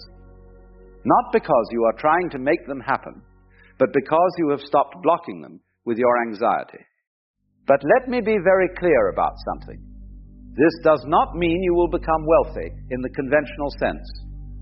You may never have $1 million in the bank. You may never own a large house or a fancy car, and that is perfectly fine, because you will have something far more valuable. You will have your life back. You will have your time. You will have your peace. You will have yourself. The spiritually awake person eventually discovers that there are two kinds of poverty. There is the poverty of not having enough money, which is temporary and can be solved. And there is the poverty of selling your soul for money, which is permanent and can destroy you. Better to be broke for a season than to be rich and dead inside forever. And so here you are, spiritually awake and financially struggling. What do? First, you stop fighting it. You stop seeing your financial difficulty as evidence that something is wrong with you, or that God has abandoned you, or that you have failed. You see it for what it is, a transition period, a time of learning, a sacred passage from one way of being to another. Second, you do what you can do. You find work that does not violate your soul. You pay your bills as best you can. You live simply. You ask for help when you need it. There is no shame in this. The universe takes care of itself through people helping each other. Allow yourself to be helped. Third, you trust. You trust that you are exactly where you need to be. You trust that this difficulty has something to teach you. You trust that the same intelligence that grew your body from a single cell, that beats your heart without your effort, that breathes you while you sleep, this intelligence is not going to abandon you now. You are held. You are supported. You are loved. Not by money, but by the source of all things.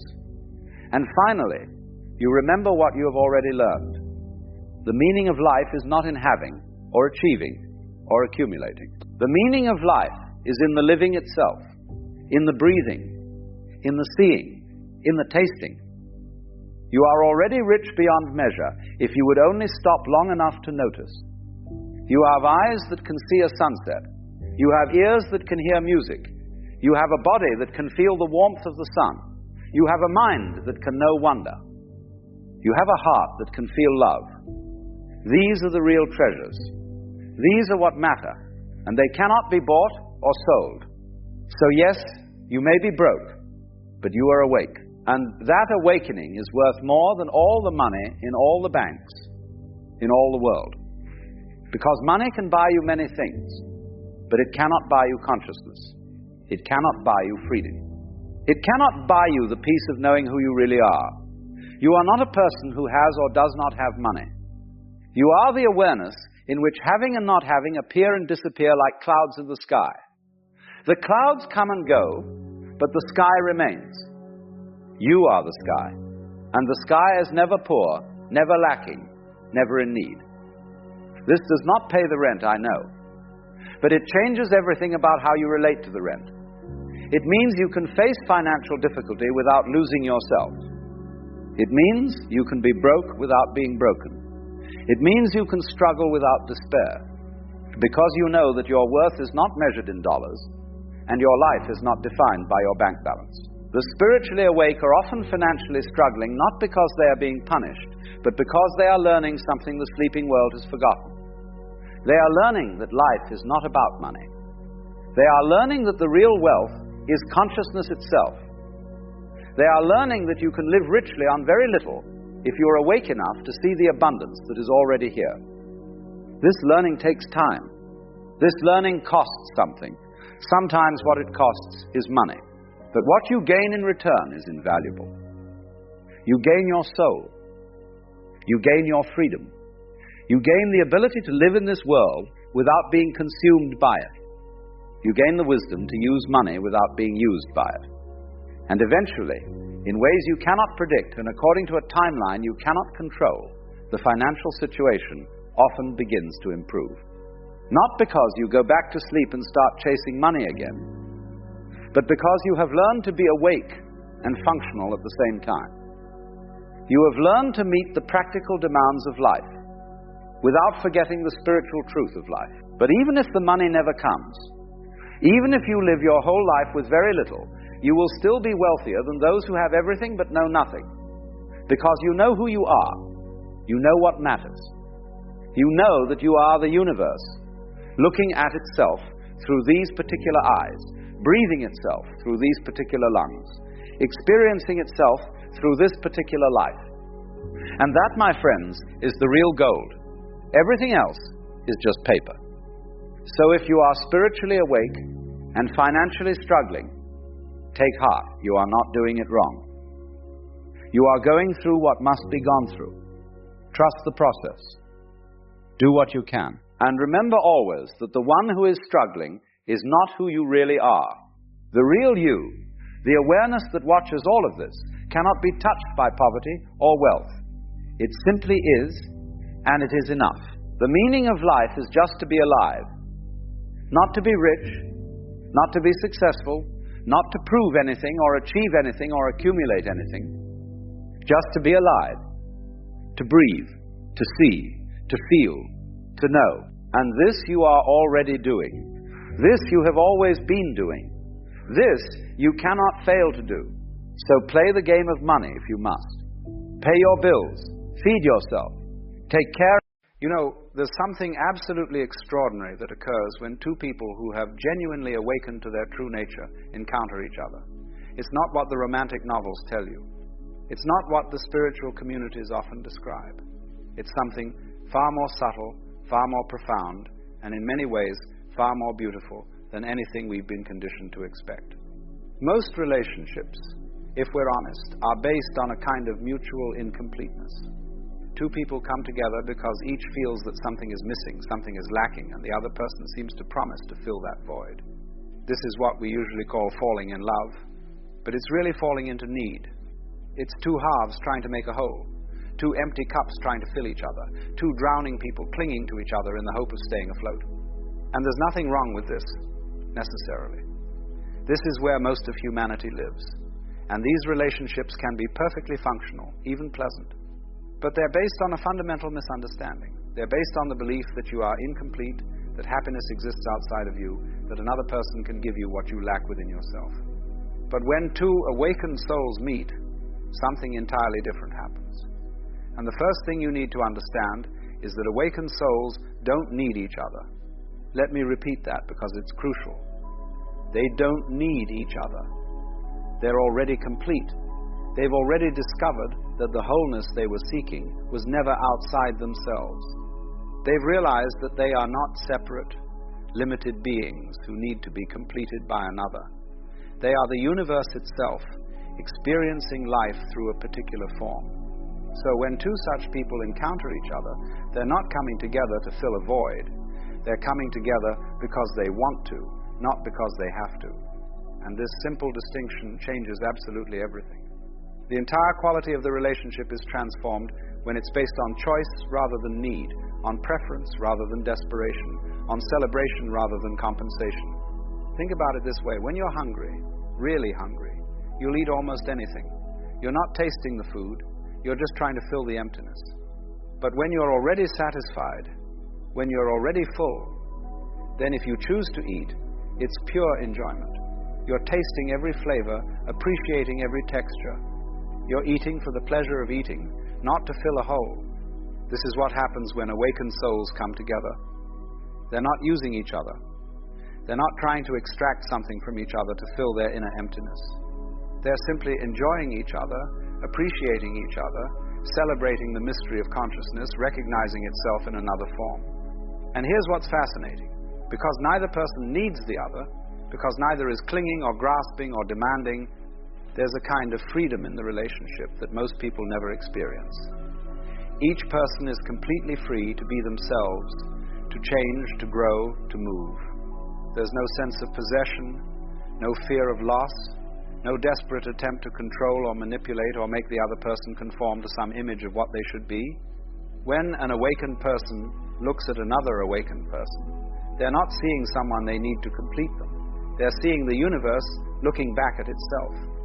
They're recognizing that the consciousness looking out of those other eyes is the same consciousness looking out of their own eyes. It's one awareness experiencing itself from two different vantage points, playing a kind of cosmic game of hide and seek. This recognition creates a very particular kind of intimacy. It's not the desperate, clinging intimacy of two people who fear being alone.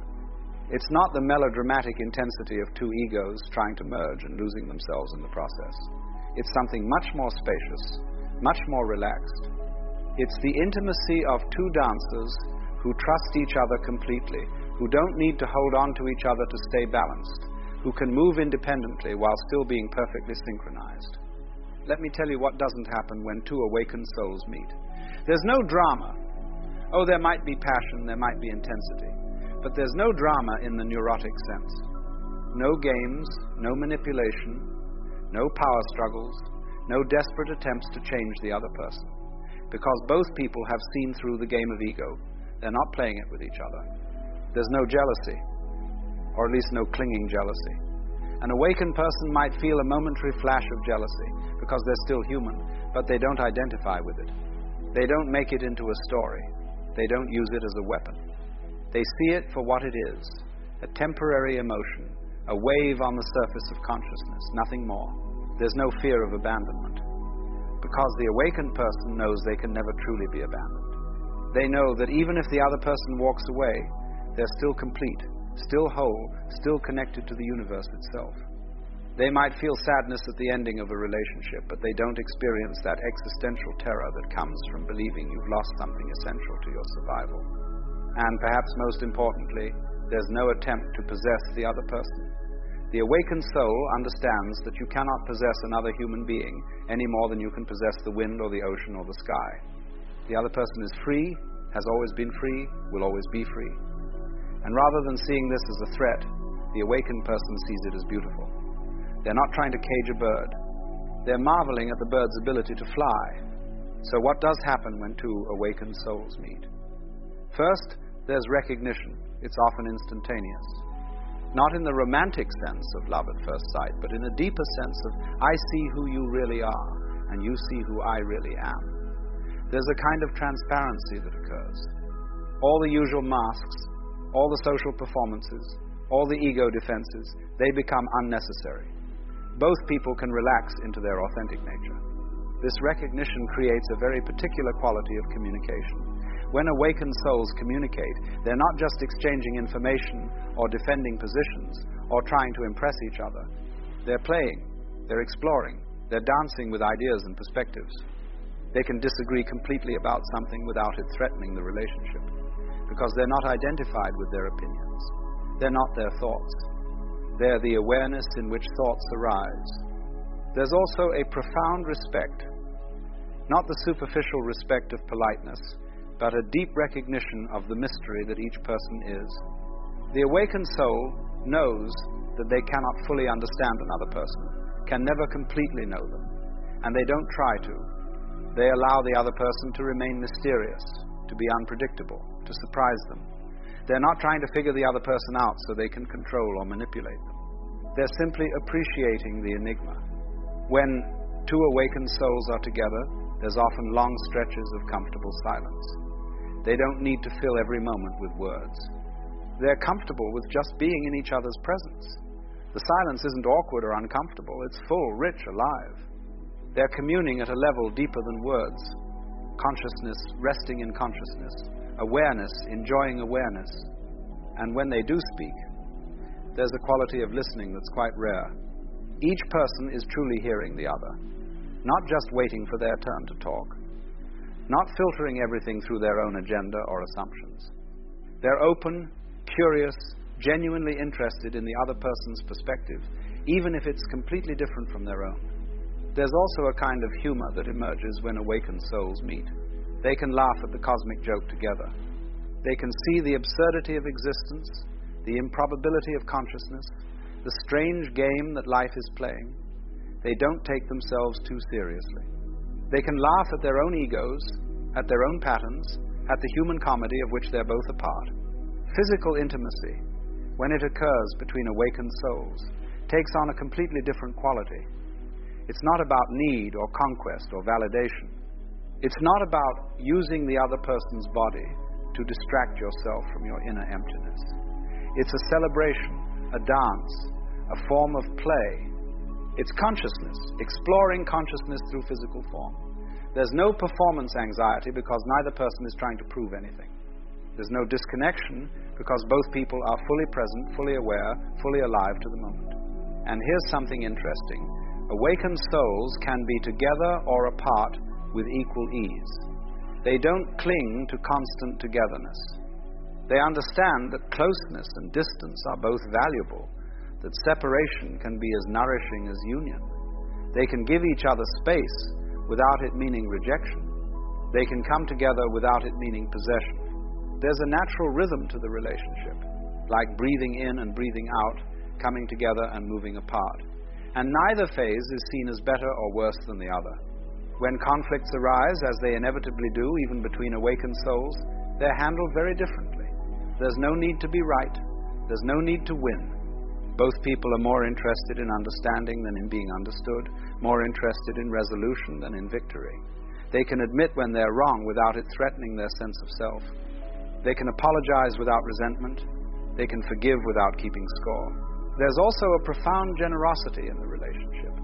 Not the forced generosity of someone who's trying to earn love, but the natural generosity of someone who's already full. The awakened soul gives freely because it's a joy to give, not because they expect something in return. They support the other person's growth, even when that growth takes the person in a different direction. They want the other person to be fully themselves, even if that means growing beyond the relationship. And this brings me to a crucial point. When two awakened souls meet, they understand that the relationship might not be forever, and they're okay with that. They're not trying to lock it down, to make it permanent, to guarantee that it will last until death do them part. They're enjoying it now, fully, completely, without projecting into the future or comparing it to the past. And paradoxically, this very lack of clinging often makes the relationship last longer and go deeper than relationships based on need and fear. There's also a quality of surrender in the relationship. Not the surrender of one person to another, but both people surrendering to something larger than themselves.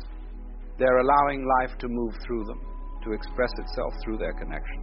They're not forcing the relationship to be anything in particular. They're letting it be what it is, letting it evolve naturally, trusting the process. When awakened souls are together, they bring out the best in each other, but not through criticism or pressure or trying to fix each other. They do it simply by being themselves, by modeling what it looks like to live authentically, by creating a space where the other person feels safe to drop their masks and defenses. Each person's awakening deepens the other's awakening.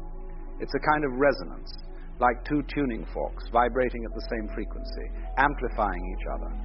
There's also a sense of sacred ordinariness in the relationship. Everything becomes meaningful, even the mundane activities. Washing dishes together, sitting in traffic, paying bills.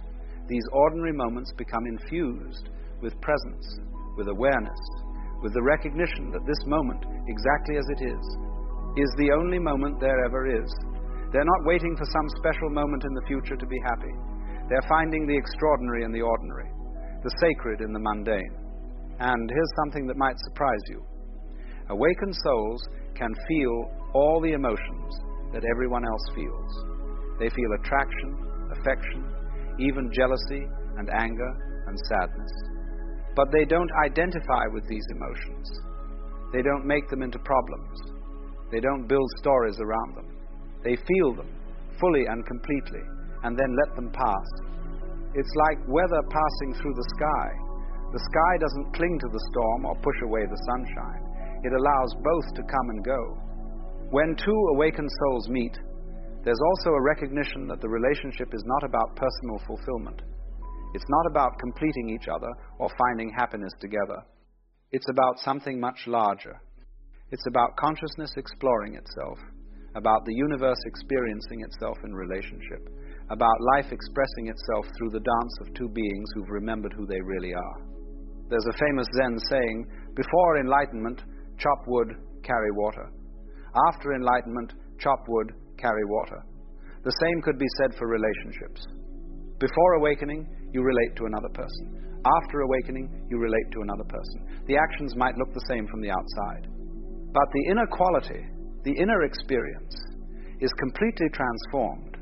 The awakened relationship is not free from challenges. There are still practical matters to navigate, differences to bridge, adjustments to make, but these challenges are not seen as problems. They're seen as opportunities for deeper understanding, for greater wisdom, for more complete presence. Every difficulty becomes a teacher, every conflict becomes a doorway to greater consciousness. And perhaps most beautifully, when two awakened souls meet, they create a field of consciousness that affects everyone around them. Their presence together has a quality that others can feel, even if they can't articulate it. It's peaceful but not passive. It's joyful but not manic. It's loving but not needy. It radiates outward, touching everyone it encounters, inviting others to remember their own true nature. This is what happens when two awakened souls meet. Not the fireworks and drama and desperate clinging of neurotic love, but something far more precious.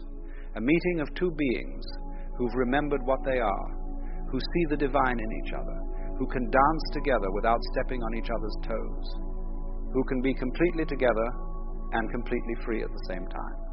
It's a relationship not of need but of celebration, not of possession but of appreciation, not of fear but of trust, not of becoming but of being.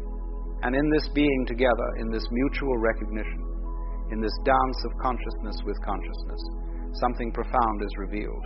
That love is not something that happens between two separate beings. You know, one of the most peculiar and yet most inevitable experiences on the path of awakening is the discovery that you are changing in ways that others around you are not. And this creates a very strange predicament. It's rather like what happens when a caterpillar begins to transform into a butterfly while still surrounded by caterpillars who are quite content to remain caterpillars. Now, I want to talk about this because it's something that almost everyone who begins to wake up will encounter. And it can be one of the most isolating, confusing, and yes, dangerous experiences you'll face. Not dangerous in the sense that you'll come to physical harm necessarily, though that has happened throughout history.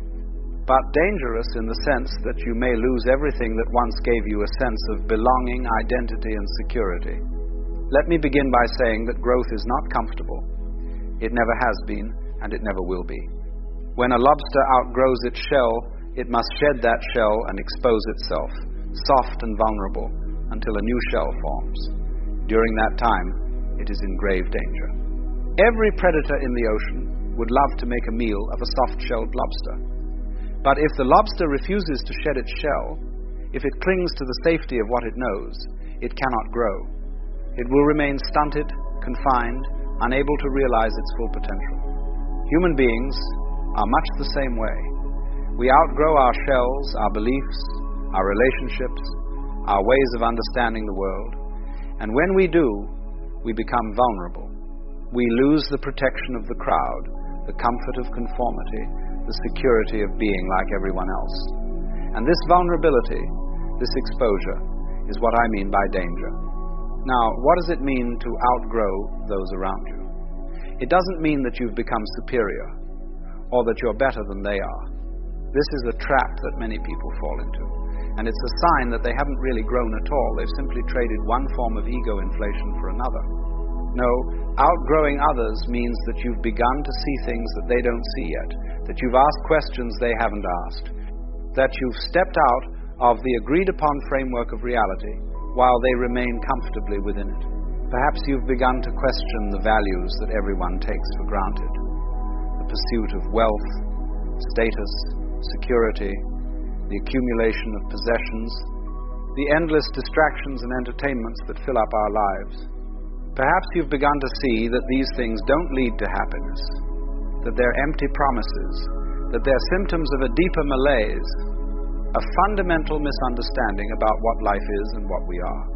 Or perhaps you've had experiences through meditation, through contemplation, through crisis, through psychedelics, through some spontaneous opening that have shown you that reality is far more mysterious, far more fluid, far more consciousness dependent than the solid, objective, external world that everyone believes in. You've seen through the illusion of the separate self, or at least caught a glimpse behind the curtain, and now you can't unsee it. When this happens, you find yourself in a very odd position. You're living in two worlds simultaneously. There's the conventional world, the world of commerce and politics and daily routine, the world where everyone is playing their roles and taking it all very seriously. And then there's this other dimension, this deeper reality, that's always present but that most people are completely oblivious to. And you must learn to navigate both worlds. You must learn to speak two languages, the language of the marketplace and the language of the mystic. You must learn to be in the world but not of it, as the old saying goes. And this is extraordinarily difficult because the two worlds have different rules, different values, different ways of making sense of experience. The people around you, your family, your friends, your colleagues, they're still operating entirely within the conventional framework. They're concerned with their careers, their mortgages, their social standing, their plans for the future. And these concerns, which once seemed so important to you, now seem rather trivial, rather beside the point. Not because you've become callous or indifferent, but because you've seen that there are deeper questions, more fundamental issues at stake. But you can't simply tell them this. You can't sit down with your family at dinner and say, you know, I've realized that the self is an illusion and that we're all manifestations of one universal consciousness. They'll look at you as if you've lost your mind. And in a sense, you've lost the conventional mind, the socially conditioned mind, and you haven't yet fully articulated what you found in its place. So you remain silent, or you speak in hints and suggestions, or you try to find people who understand what you're going through. And this is where the isolation begins. Because the people you've known all your life, the people you love and care about, increasingly seem to be living in a different reality than you are. You're speaking different languages, pursuing different goals, seeing the world through entirely different lenses. And they sense this, even if they can't articulate it. They sense that you're no longer quite one of them, that you've changed in some fundamental way, that you're not playing the game with the same enthusiasm you once had. And this makes them uncomfortable. It threatens them. Because if you can step outside the agreed-upon framework, then maybe the framework isn't as solid as they thought. Maybe their own lives are built on sand. They may respond in various ways. Some will try to pull you back, to normalize you, to get you to be the way you used to be. You've changed, they'll say, and it won't be a compliment. They'll accuse you of becoming strange, impractical, irresponsible, self-absorbed. They'll remind you of your duties, your obligations, your place in the social order. They'll do everything they can to squeeze you back into the box you've outgrown. Others will simply distance themselves from you. They'll find you boring or preachy or incomprehensible. The conversations that once flowed easily now feel forced and superficial. You have less and less in common. The friendship or relationship gradually withers, not through any dramatic break, but through a slow, sad drifting apart. Still others may become hostile. This is particularly true if you've outgrown a religious or ideological framework that they're still invested in. If you were raised in a particular faith and you've moved beyond it, if you've questioned the dogmas and found them wanting, your very existence becomes a threat to those who still believe. You're a heretic, an apostate, a lost soul who must be saved or shunned. This is the danger I'm speaking of. Not that you'll be physically harmed necessarily, though that can happen, but that you'll lose your community, your tribe, your sense of belonging to something larger than yourself. Human beings are social creatures. We need connection. We need to feel that we're part of a group, that we're understood and accepted. And when you outgrow those around you, you risk losing all of that. Now, you might say, well, why not just keep quiet about it? Why not simply maintain the facade, play along, keep your insights to yourself? And many people do exactly this. They live double lives. They maintain the conventional appearance while privately knowing that it's all a game, all a performance. And there's a certain wisdom in this approach. As I said earlier, you don't shake someone awake from a pleasant dream unless the house is on fire. But there are problems with this strategy as well. First, it's exhausting. Living a double life, constantly monitoring what you say, editing your thoughts, pretending to care about things that no longer matter to you, this takes a tremendous toll. You become alienated from yourself, split, fragmented. The very integration and wholeness you've been seeking through your spiritual growth becomes impossible because you're constantly betraying your own truth. Second, it's inauthentic. And authenticity, being true to what you've discovered, is essential to the spiritual path. If you've seen something true, something real, and you hide it, deny it, refuse to live by it, then what was the point of seeing it in the first place? You become like someone who's discovered a treasure but is too afraid to spend it, so they bury it in the ground and continue to live in poverty. Third, and perhaps most importantly, your very presence. Even if you say nothing, communicate something. People pick up on energy, on vibration, on the unspoken. If you've genuinely transformed, if you've genuinely outgrown the conventional framework, it will show in 1,000 subtle ways in the quality of your attention, in your responses to crisis and difficulty, in what you laugh at, in what you take seriously, in the way you move through the world. So you're faced with a dilemma. You can't go back, you can't unsee what you've seen, unknow what you've known. But you can't fully go forward either. At least not without consequences, without losses, without a period of profound loneliness and disorientation. This is what the mystics have always called the dark night of the soul. It's the passage between the old life and the new, the death of the caterpillar before the emergence of the butterfly. And it's dark precisely because you've left behind the familiar landmarks, the comfortable certainties, but you haven't yet arrived at the new dispensation. You're in between, in limbo, in the wilderness. During this time, you may feel utterly alone. You may wonder if you've made a terrible mistake, if you've thrown away everything valuable for some nebulous spiritual fantasy. You may long for the days when life was simpler, when you fit in, when you didn't question everything, when you could just go along with the program like everyone else. But here's what you must understand. This loneliness, this sense of isolation, is not a sign that you've gone wrong. It's a sign that you're going right. It's an inevitable stage in the process of transformation. Every hero in every myth must leave the village, must venture into the unknown, must face dragons and demons alone before they can return with the treasure. The treasure, in this case, is your authentic self, your true nature, freed from the conditioning and programming of society. But you cannot claim this treasure while still clinging to the approval and acceptance of those who represent that very conditioning. You must be willing to stand alone, to be misunderstood, to be criticized, to be rejected. Now, I want to be very clear about something. This doesn't mean you should go out of your way to alienate people, or that you should be arrogant or superior, or that you should reject everyone who doesn't share your level of understanding. That would be spiritual egoism, and it's just another trap, another form of separation. What it means is that you accept the consequences of your growth with grace and compassion. You understand that people are where they are, and they're doing the best they can with the level of consciousness they have. You don't judge them or look down on them. You simply recognize that you're on different paths, at least for now. And you trust that if you're meant to have community, if you're meant to have companions on the journey, they will appear. Because here's the wonderful thing. When you outgrow one level, when you shed one shell, you don't remain alone forever. You find others who have also outgrown that level. You discover a new community, a new tribe, a new set of companions who speak your language, who understand your experience, who are wrestling with the same questions you are. This is why spiritual seekers throughout history have formed communities, monasteries, ashrams, mystery schools, philosophical circles.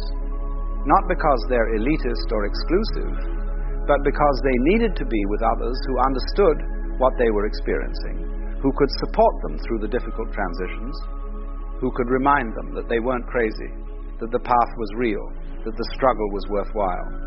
But these communities are often hidden, or at least not obvious. They don't advertise, they don't proselytize.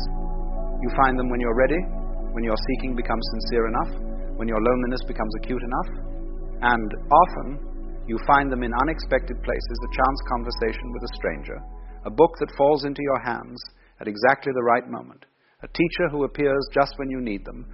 The key is not to cling desperately to the old relationships out of fear of being alone, but also not to cut ties prematurely out of spiritual pride. There's a middle way, as there always is. You maintain what connections you can maintain authentically. You honor your history, your roots, the people who loved you before you changed. But you don't betray yourself to preserve those connections. You don't make yourself small to make others comfortable. And sometimes, miraculously, the people around you grow too. Sometimes your own transformation becomes a catalyst for their awakening. They see something in you, a peace, a clarity, a freedom, and they want it for themselves. They start asking questions. They start opening up. And then the relationship transforms along with you, deepens, becomes more real, more honest, more alive. But you can't force this. You can't make people grow. All you can do is be yourself, be authentic, be the embodiment of what you've discovered, and trust that those who are ready will recognize it. The rest will fall away, and you must let them go with love and gratitude for what they've given you, for the role they played in your journey, even if that role has now ended. The danger of outgrowing everyone around you is real. You may lose friends, family members, communities that once defined you. You may go through periods of profound loneliness. You may question whether it was worth it. But I can tell you, from my own experience and from observing countless others on this path, that on the other side of this danger is a freedom, an authenticity, a depth of being that makes all the losses worthwhile. Because what you gain is yourself, your true self, not the self that was constructed to fit in, to please others, to meet expectations. And once you've found that, once you've tasted that freedom, you realize that you were never really losing anything real. You were only losing illusions, masks, false identities. The real connections, the real love, the real community, these remain, or they appear anew, deeper and truer than before. So if you find yourself outgrowing those around you, know that you're not alone, even in your aloneness. Know that this is part of the process, part of the path. Know that it's temporary, this loneliness, this sense of being between worlds. And know that the courage it takes to keep growing, to keep being true to what you've seen, Even when it costs you everything familiar, this courage is the mark of a genuine spiritual warrior, a true seeker of truth. The caterpillar must die for the butterfly to be born. There's no way around it. But what emerges is so much more beautiful, so much more free, so much more alive than what was lost. Trust the process. Trust your growth, and trust that life, in its infinite intelligence, is guiding you exactly where you need to go, even when the path leads through darkness and uncertainty.